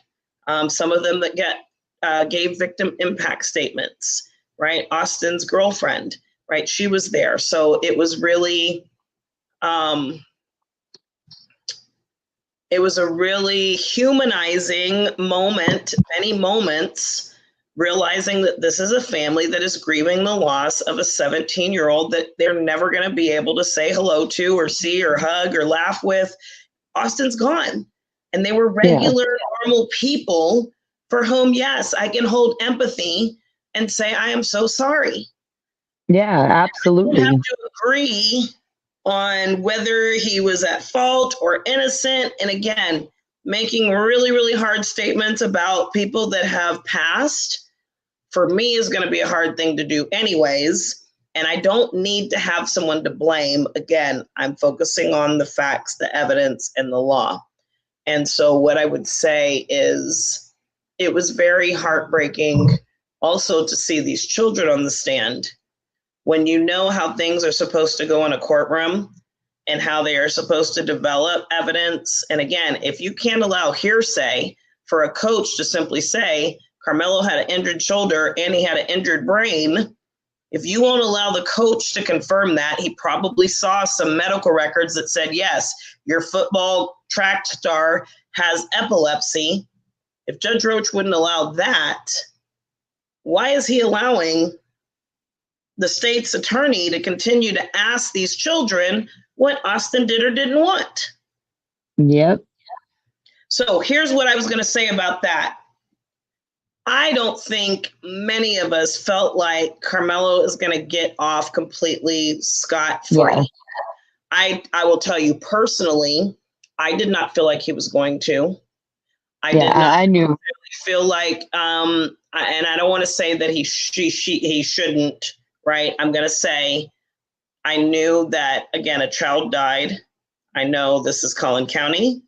I knew the dynamics of what I was watching. I will be honest that I even also went into this case not knowing if Karmelo was innocent or guilty. And I reserved my judgment until Saturday. I also was, as you can hear, I had great things to say about the judge and the entire voir dire process. That's how I really. You still do. I still do. I didn't have an opinion. I put aside my bias and my previous experiences that are actually educated and well-informed, not just ideas in my head, but formulated through actual experiential circumstances. I put all that to the side. And so I hadn't even decided, is Karmelo innocent or guilty? And I had not decided, has the state already fixed this case and determined what they're going to do, until we got to Saturday. Saturday, which I believe was the day, I want to say that was the day that we heard from the mutual friend, Eddie Parra. It was the closing for the state, right? It didn't close on Saturday because we had Saturday and then we went back Monday and we went back Tuesday. I could have sworn somebody closed on Saturday. I guess I'm crazy. Oh, no. Oh, well, the state, yes, you're correct. The state, I believe, closed on Saturday. You are correct about that. They closed and rested their case on Saturday, and then the defense started theirs on Saturday. So you actually are correct about that. So you've been paying attention. I love it. And so it's good to know, yes, there's plenty of places where you can get some of the facts I'm talking about because other people have been reporting. A lot of the YouTubers, TikTokers, other social media platform streamers, they were talking on every break, right? They were doing their summaries at the end of every day. So there's a lot of facts that have gotten out there. Do I still see facts that have come from independent media, regular media, that I'm like, I kind of remember it a little bit differently. They're facts from a different lens. Well, there you go. And what I was going to say, does that mean that they're wrong, that they're on a certain agenda, that I'm right? No, it means we're seeing and hearing things from a different lens. And we've all experienced different different lives, right? And so we're all going to see things differently. Like for me, like I think I have a bias against like I don't know, government officials. I'll tell anybody. I usually have a bias against them, because of what has been what has happened to me. It's not because I want to break the law and I hate, it's because of, the lack of accountability and things from, so I guess I'm rambling again. Sorry. No, you're not rambling. I think it's great discussion because, again, it just goes to show that at least we are honestly acknowledging that we do have these biases, that we do have these proclivities where we're going to say, I'm more likely not to trust and believe them because my life experience has taught me I can't trust and believe them. Again. And I went into this trial automatically assuming that they were going to screw him over just because what I've witnessed in the courtrooms. So I will tell you, in this situation, and it was hard for me, but I went in saying, I really don't know. And I want to know the truth. I want to know the facts, the evidence, and then the application of the law. And so again, until Saturday, when some key things happened, I didn't know if he was guilty based on the law. That didn't mean do I not have a heart and understanding on where he did legitimately feel that he was under threat and he needed to defend himself. That isn't the issue, even on a jury.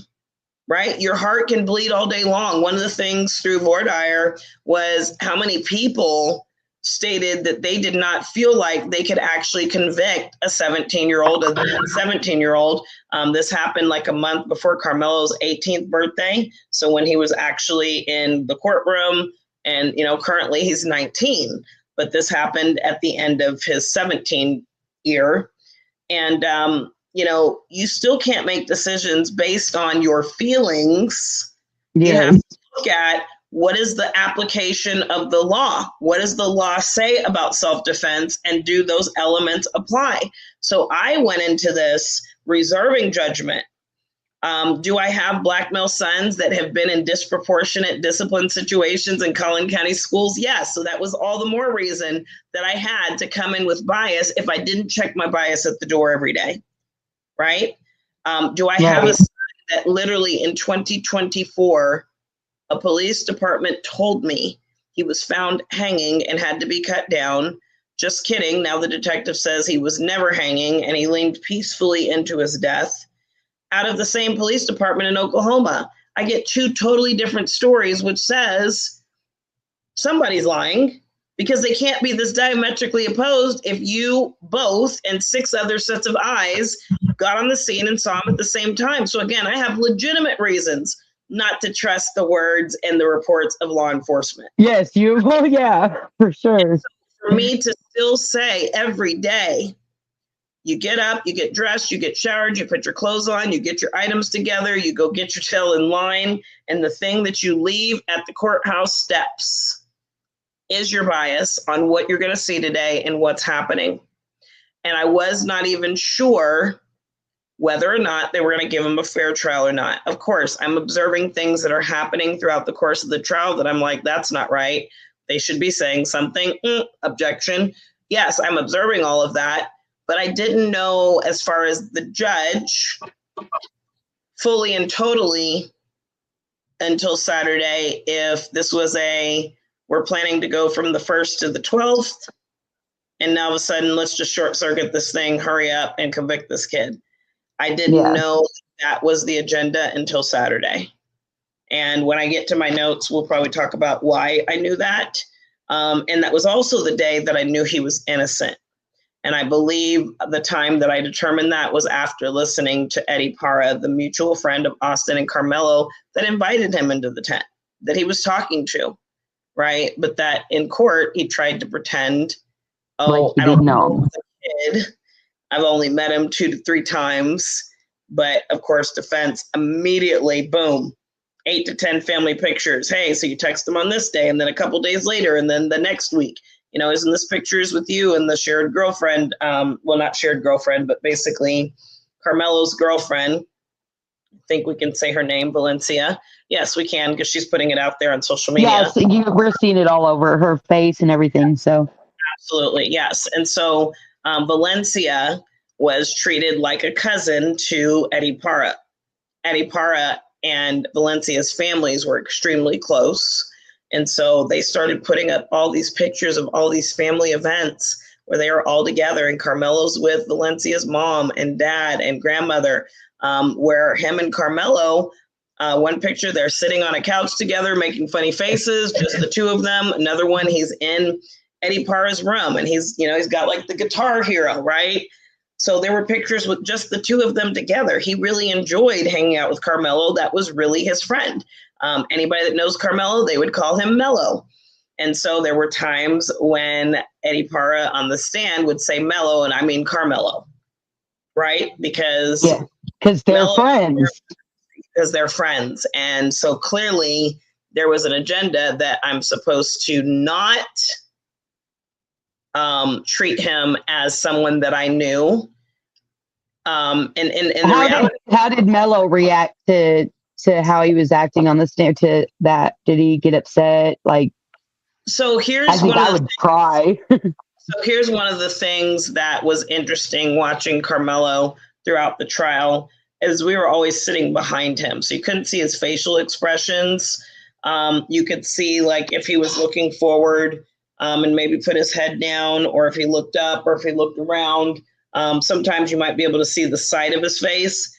I will say we didn't think we could see facial expressions because, again, I think they did really well training him to have a poker face and not have extreme reactions. But when he was sentenced, we all saw that. We all felt that.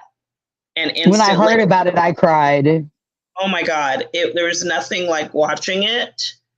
The sentencing, to watch him cry and start shaking, it was too much. There were many of us that could not even do it because they did have the option to consider manslaughter. And this is going back to kind of what I started here a few minutes ago that I wanted to say. I don't think that I ever really totally expected that there would be a not guilty. And then once we even went through jury instructions and, you can consider manslaughter, which would allow, I think the minimum sentence would have allowed for 2 years, right? And then also sudden passion, which was another situation where, basically you're in the moment and whatever you're being faced with is so extreme that in a moment of sudden passion, you do something you wouldn't normally do if you had time to think it through, which the way that this situation was reported to have transpired, this could have been a legitimate argument. And again, that should have given more leniency besides saying, hey, we're putting this 19-year-old in jail for, the next 35 years where he's going to wind up being 50 plus in his mid 50s when he gets out, basically, entire lifetime almost.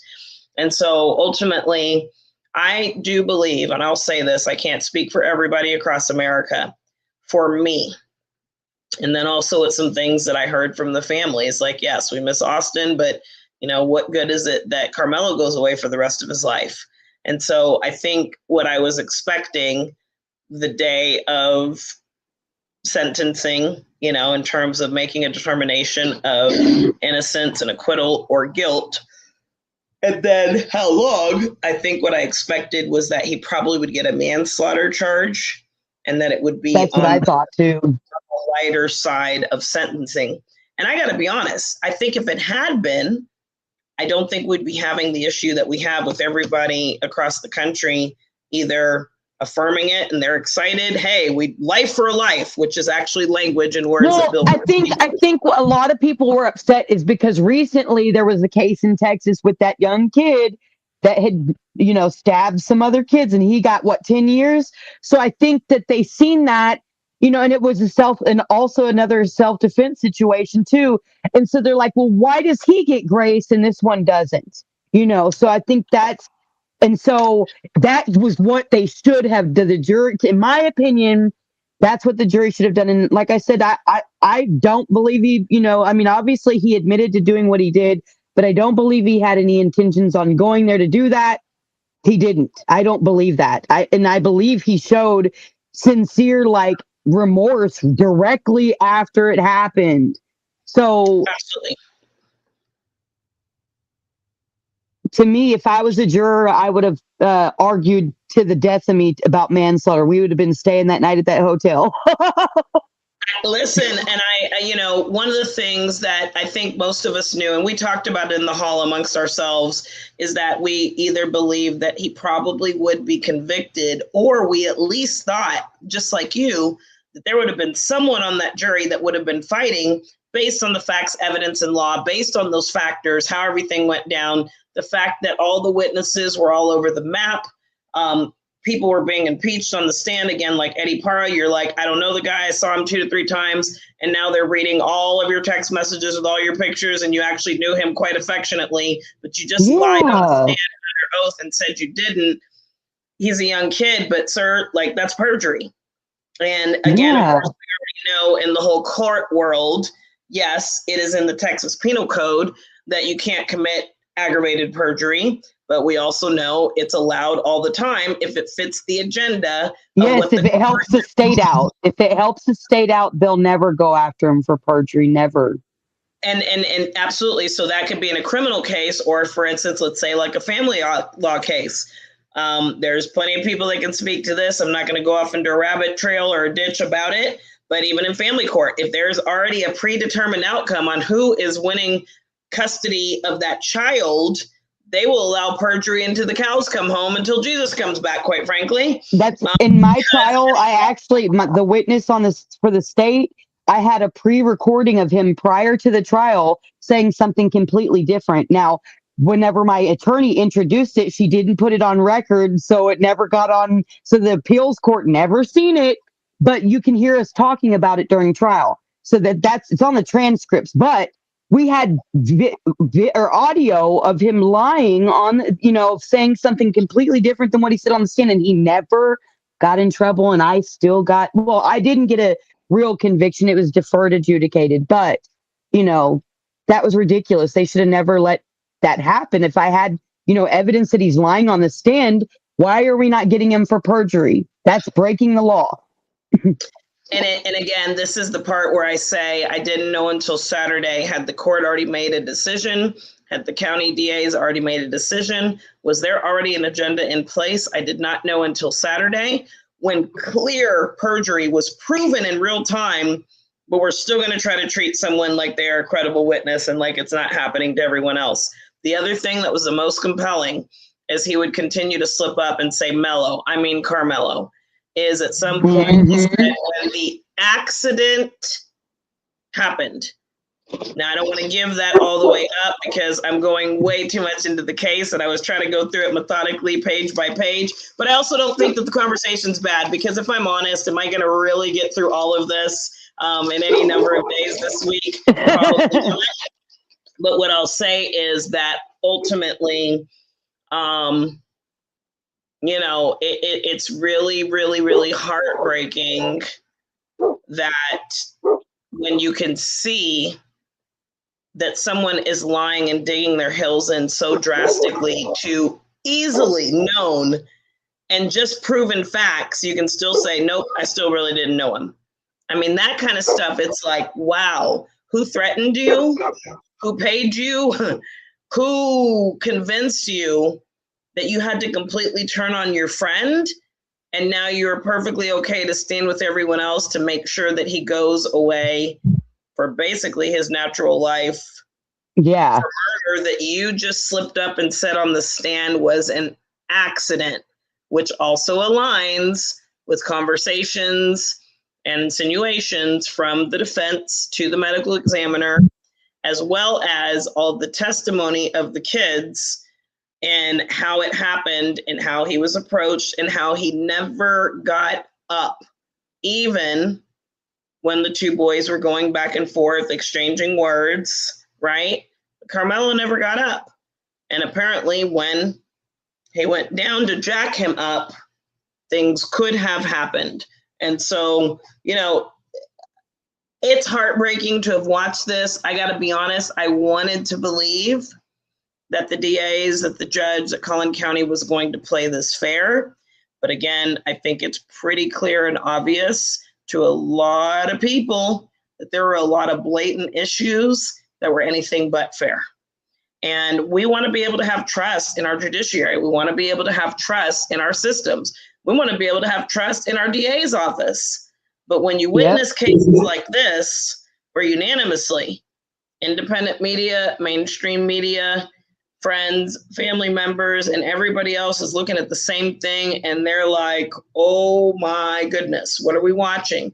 Of course, I say everyone, being those that don't already have a predetermined, we need to get justice for Austin, which again, I totally understand.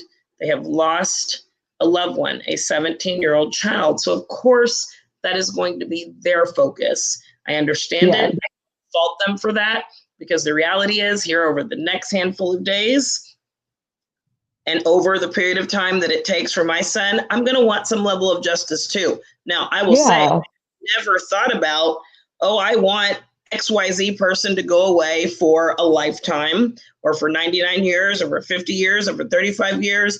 Literally in over 2.5 years, that thought has never crossed my mind. What has crossed my mind is the same thing that brought me into this case every single day with no sleep, continuing to make it work, to be committed and make sure that we had one of those seats to witness firsthand. And we appreciate it. Yeah, absolutely. Is that ultimately what I know is I want the truth. And I know that I don't have the truth. I don't have to be an expert on that, because if in the same police department, one person said he was hanging and had to be cut down, and another says, nope, his feet were always on the ground, he was never hanging, somebody's not telling the truth. I need to know, what is the truth? How do we lose my son?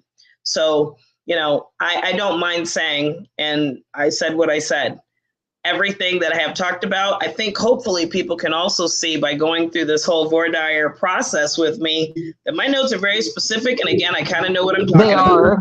Yeah. They are very specific. As you can see, obviously, I can't write word for word, but I can, I remember this part, right? This is why we take notes, or we see it specifically written down. I guarantee you, if we had the transcripts, I feel very confident that if we look at the transcripts and I'm citing the number of jurors, guess what? It's going to line up, because I was in the courtroom, which is why I'm not playing keyboard warrior wars anymore with anybody for any reason at any time, however long it takes to go through this process and give the unbiased review for and from all perspectives, being the Metcalf family, the Anthony family, and the state.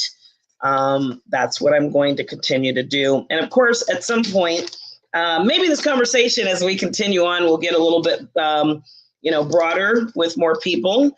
And I'm certainly open to that. I don't want to have too much conversation that goes off the beaten path and we can't get through it, because honestly, I would love to clear through this in a few days. I don't know if it's going to happen, but I tend to, there's a lot going on. And so as I'm not going to sleep in the same way that I normally would, I got time for it in the evening. So I think we are going to do this later in the evening. For those of you that maybe are watching on the replay and you want to join us, I'll do my best to give a heads up on what time it's going to happen, if it's going to happen. But after we get through the facts, y'all, we're going to talk about where do we go from here. But I also believe that we've got to ask and answer the question of where are we before we can discuss and talk about where are we going. And when I say where are we going, I mean as Collin County residents, I mean as North Texas residents, as Oklahoma residents, as nationwide, grappling with these issues of self-defense, of equal protection under law, of equal application of law, right? Yes. As we talk about these greater issues, it's going to be really important that we look at, why is this case impacting so many people as if it's their own family member? Y'all, there's a reason for that. We use words like matters of public interest or issues of public concern, whatever the word is, right? We have the Texas Citizens Participation Act, and we talk about issues that, because they are so important, They are shaping policy, practice, right? The actual enforcement, the actual protection of the laws that are on the books. I think many people know the laws being written in the books does not mean that they're going to be applied the same. And at some point, we have to talk about the fact that there are multiple justice systems functioning in this country. Sometimes, yes, based on race. Sometimes, yes, based on socioeconomic factors. Sometimes based on, yes, corruption factors, right? Who does it benefit and who does it hurt for a case to go a certain way? I think most of us that are honest individuals and have lived a little bit longer and didn't just wake up and fall off the dump truck last night, I think most of us understand those dynamics are at play, whether we want to believe it or not. So I think that I got about 12:39, love, and I don't want to keep you all night, but I do want to also say something that happened, and I think it's perfect timing in terms of what occurred for me the very first day I showed up. And going back to, Unbiased, right? You said typically you would be thinking that I shouldn't trust the powers that be, right? I talked about how I have reason to feel the same way. People can try to discredit it, gaslight it all day long. I've already decided if they want to do it, they're going to be doing it by themselves. I will not be joining in that parade. Don't have time for it. Don't have to. No reason to. It is literally illegitimate. And if it works in their head, so be it. God bless you. However, I want to say this is an interesting thing I was not expecting as far as an effect on me. I didn't know if I was going to say this, and so I didn't share the name because this is probably even more of the reason where people can see it had an effect on me. I have years of experiences in the Collin County court systems. I will say again, as a mother that is 46 years young, right, that has raised 7 children, 6 boys, right? 4 by natural birth, 2 by extra blessing, bonus sons in my marriage, second marriage, and then my daughter. I have a lot of experience. Oh, sorry. I wanted to also say, as a mother, mid-40s, having raised 7 children, my oldest now being 30, my oldest bonus son, probably 31 or 32 at this point. I started as a young teen mom, 15, 17, was a military wife by then, giving birth to our second son, the one that was with me at trial, 18, giving birth to my son that we are going to officially lay his remains to rest finally. And then I'm going to still try to get justice for, because Oklahoma couldn't be bothered to do anything besides bag and tag him within 24 hours and tell me to pick up his body. I have no drugs, no alcohol, no abuse, no neglect, no mental health, no criminal record, nothing that has ever determined me to be unfit. However, based on the factors that Katie and I just mentioned, when money is at stake, when opposing counsel is more politically connected and preferred than another counsel, or certainly a pro se self-represented litigant, or when you have other dynamics, you absolutely can have situations where the facts, evidence, and law, as great of a system as he talked about, he loves, and that's why we're America and we're the best. Unfortunately, it doesn't always play out that way. Now, all of that said, I don't hate law enforcement. Anybody that's been watching me for any amount of time, I will talk about issues if they are relevant as they pertain to race. But I will also talk about, and you'll also see on my social media that I have friends of every variation. And it's not like, hey, I'm a Black woman and I have a white friend, right?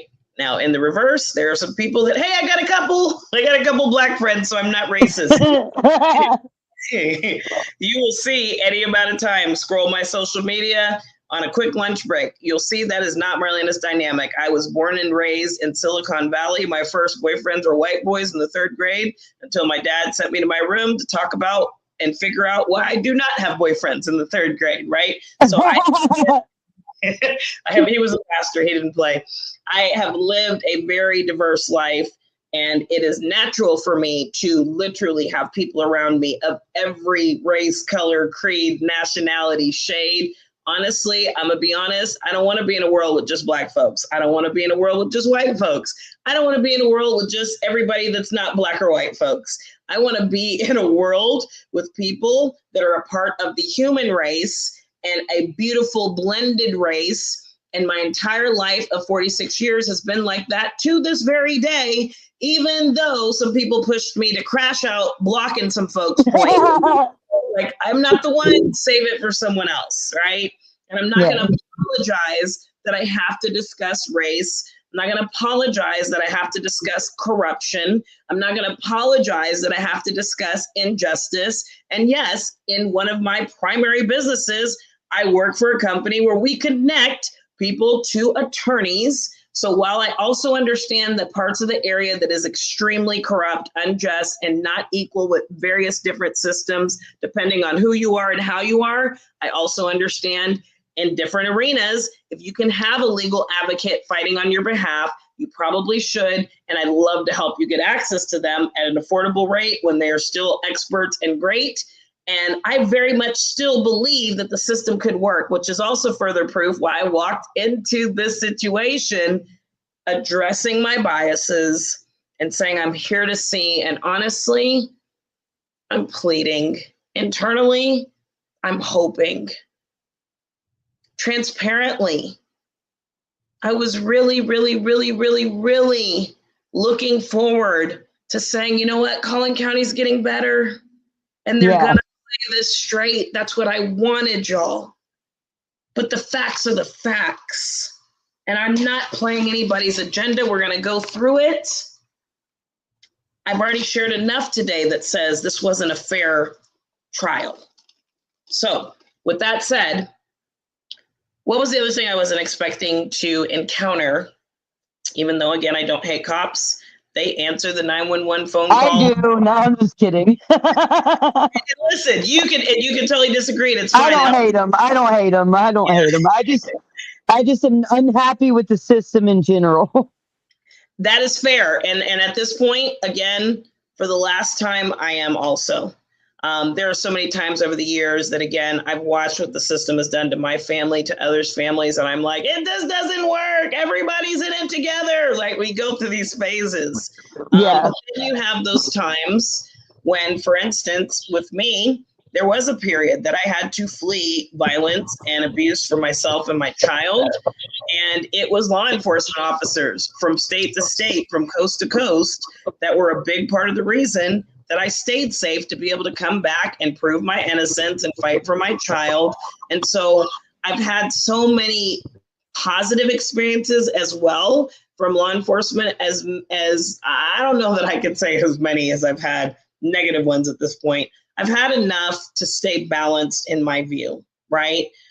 When we have a bad situation that is occurring, a threat to our life, liberty, limb, who do we call? A lot of people, we call 911 because we don't have to want to be the ones that's using a knife or a gun to correct the situation. So I can't pay the same people that I'm calling and relying on to come save us and do the job that nobody else wants to do, right? I can't hate the same people that if there's car accidents, they show up, they clear the highway, they redirect traffic, they have to give the death notifications to say, hey, your loved one didn't make it. They have to go through all of the trauma of being there. And so there's so many different arenas.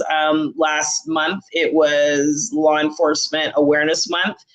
Even in my business, I work with a lot of retired and current law enforcement members. So I don't have that bias, but then I'll also say one thing I was not expecting, and I'm going to go ahead and come out with it. When I walked into that courthouse, many of you that have known me for any amount of time, you see my pictures with my daughter going to the mall in Frisco every couple of weeks, right?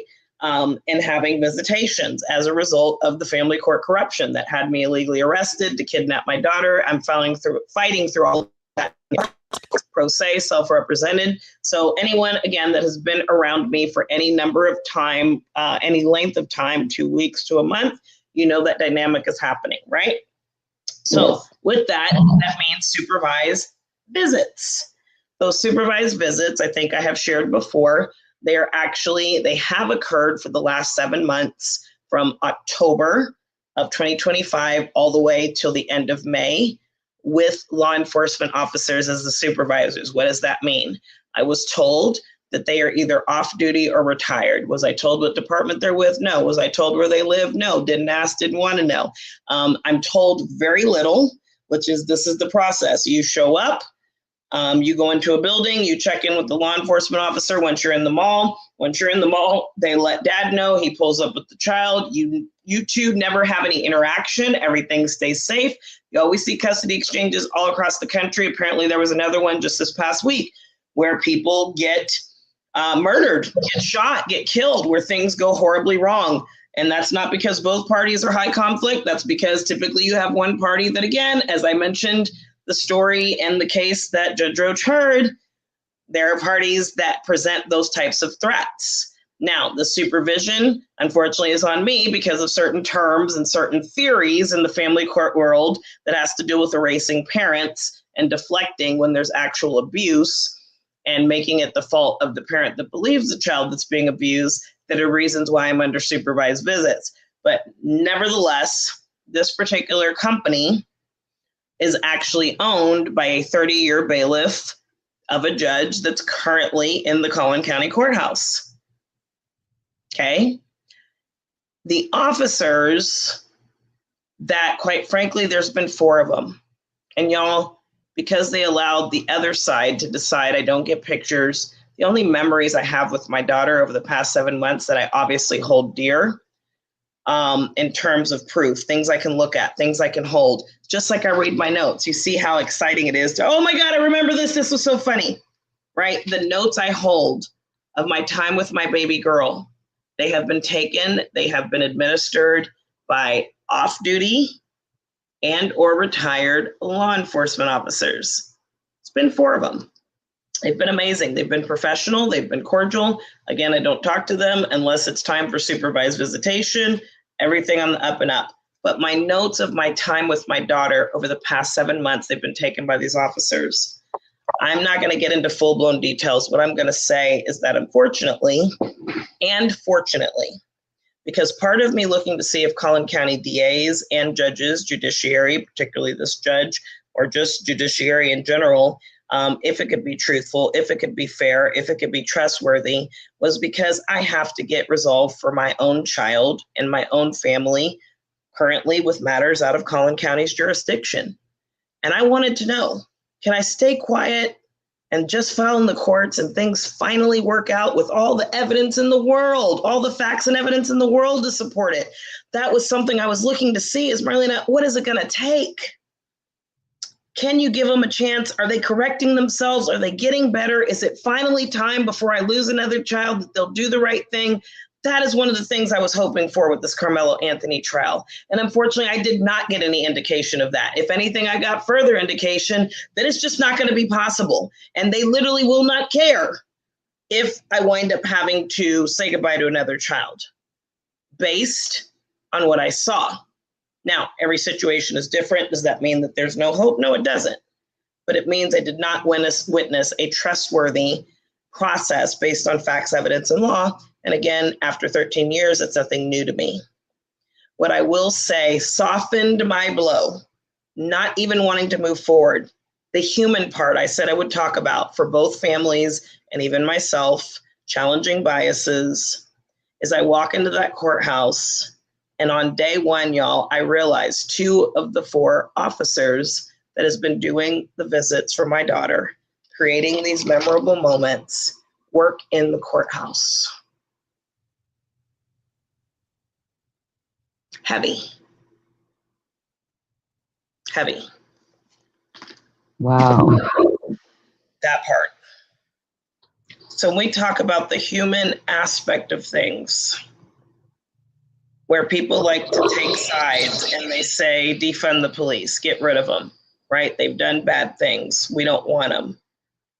That's a little bit more difficult when all of a sudden in the real world, you realize the people that wear those uniforms, badges, and guns are also the ones that have treated you with the greatest humanity, with the greatest respect, with the greatest professionalism, that have been safe, happy witnesses and documenters with 0 incidences for 7 months with your child and they work in the same very courthouse. And let's just say maybe there's ways that they even support others that you feel like you want to expose, that they're directly attached to them. When I tell you the last 10 days have been an emotional roller coaster, mind, for everybody knows what I just said. It's not always easy, y'all. At the end of the day, as a resident here, I had matters that needed to go before the court, and because of the trial that was affected, I could not. Will I continue to move forward? Because I will never give up, never quit, never stop fighting for my family, for my child, or quite frankly, alongside and with others. Will I keep moving forward? Yes. Am I taking a moment mental health wise to process, to really think through what is the appropriate next steps? And how do I take all of this information I just took in? Y'all, there's the part that's the notes and the official proceedings, but again, there's also the hours that we got a chance to be largely with sheriffs that were by our side, that were funny, that were cordial, that they had human responses just like us, where it's like, brain dead, haven't slept, oh my gosh, this is a lot. We had a lot of positive moments. Again, I had conversations, sat with members of the Metcalf family, was able to talk to, meet, connect with members of the Anthony family, was able to connect and meet others and recognize and acknowledge their humanity, which when I said we're going to talk about where do we go from here, I hope that that is part of the conversation that more people want us to get to. Because y'all, if we don't fix this, like I told NBC DFW5 in my second interview 2 days in a row, sorry, my first one, where are we going? Sorry, day 2. Where are we going as a nation? Yep. We got to figure that out. We have to reconcile with that.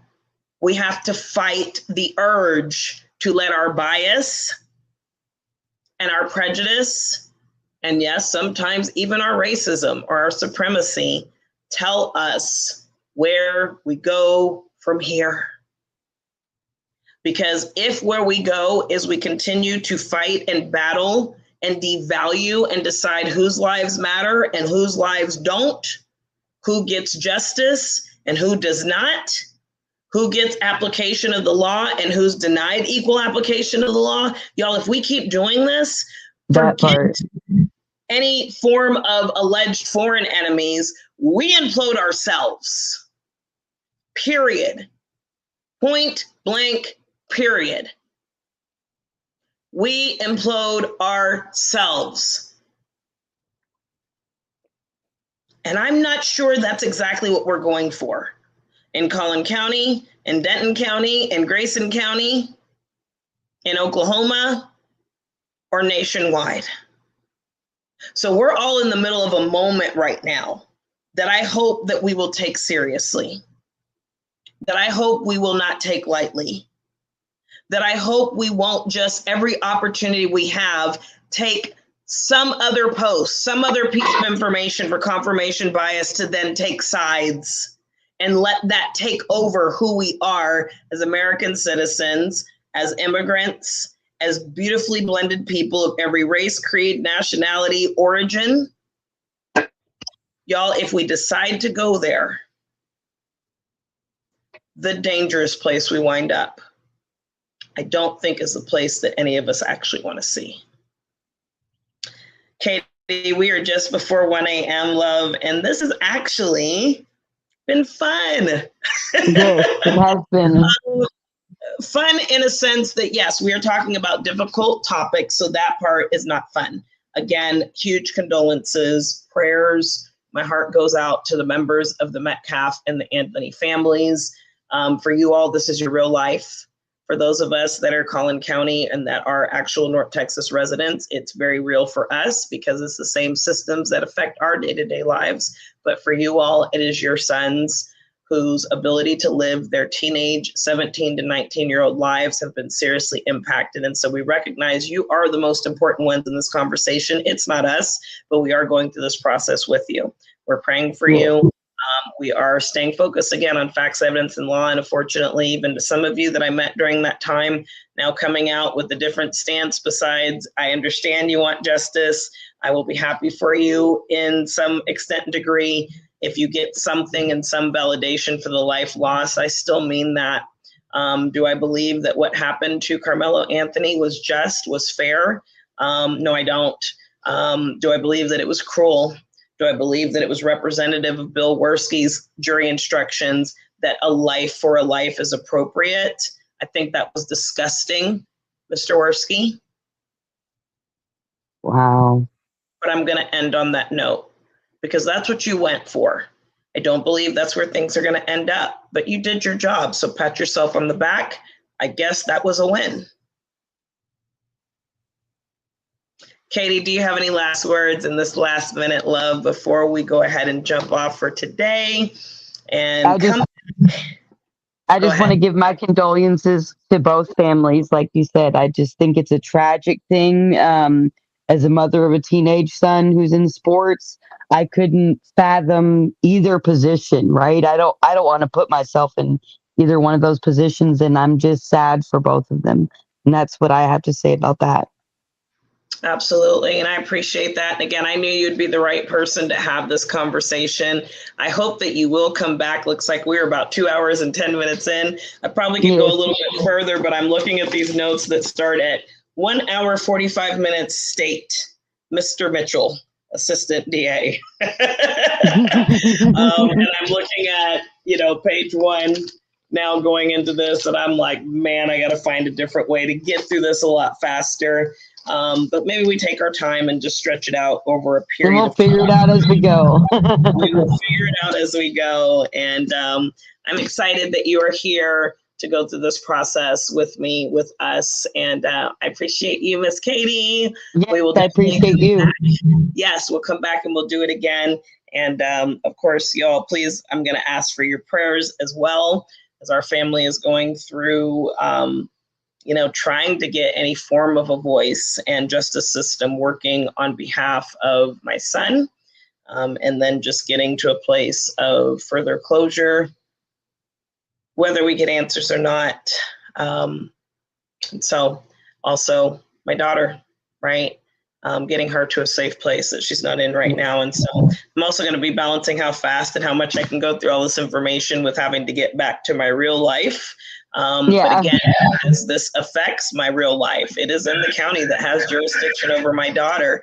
It is where my 2 of my black male sons still live to this day, right? This conversation is real life to me as well.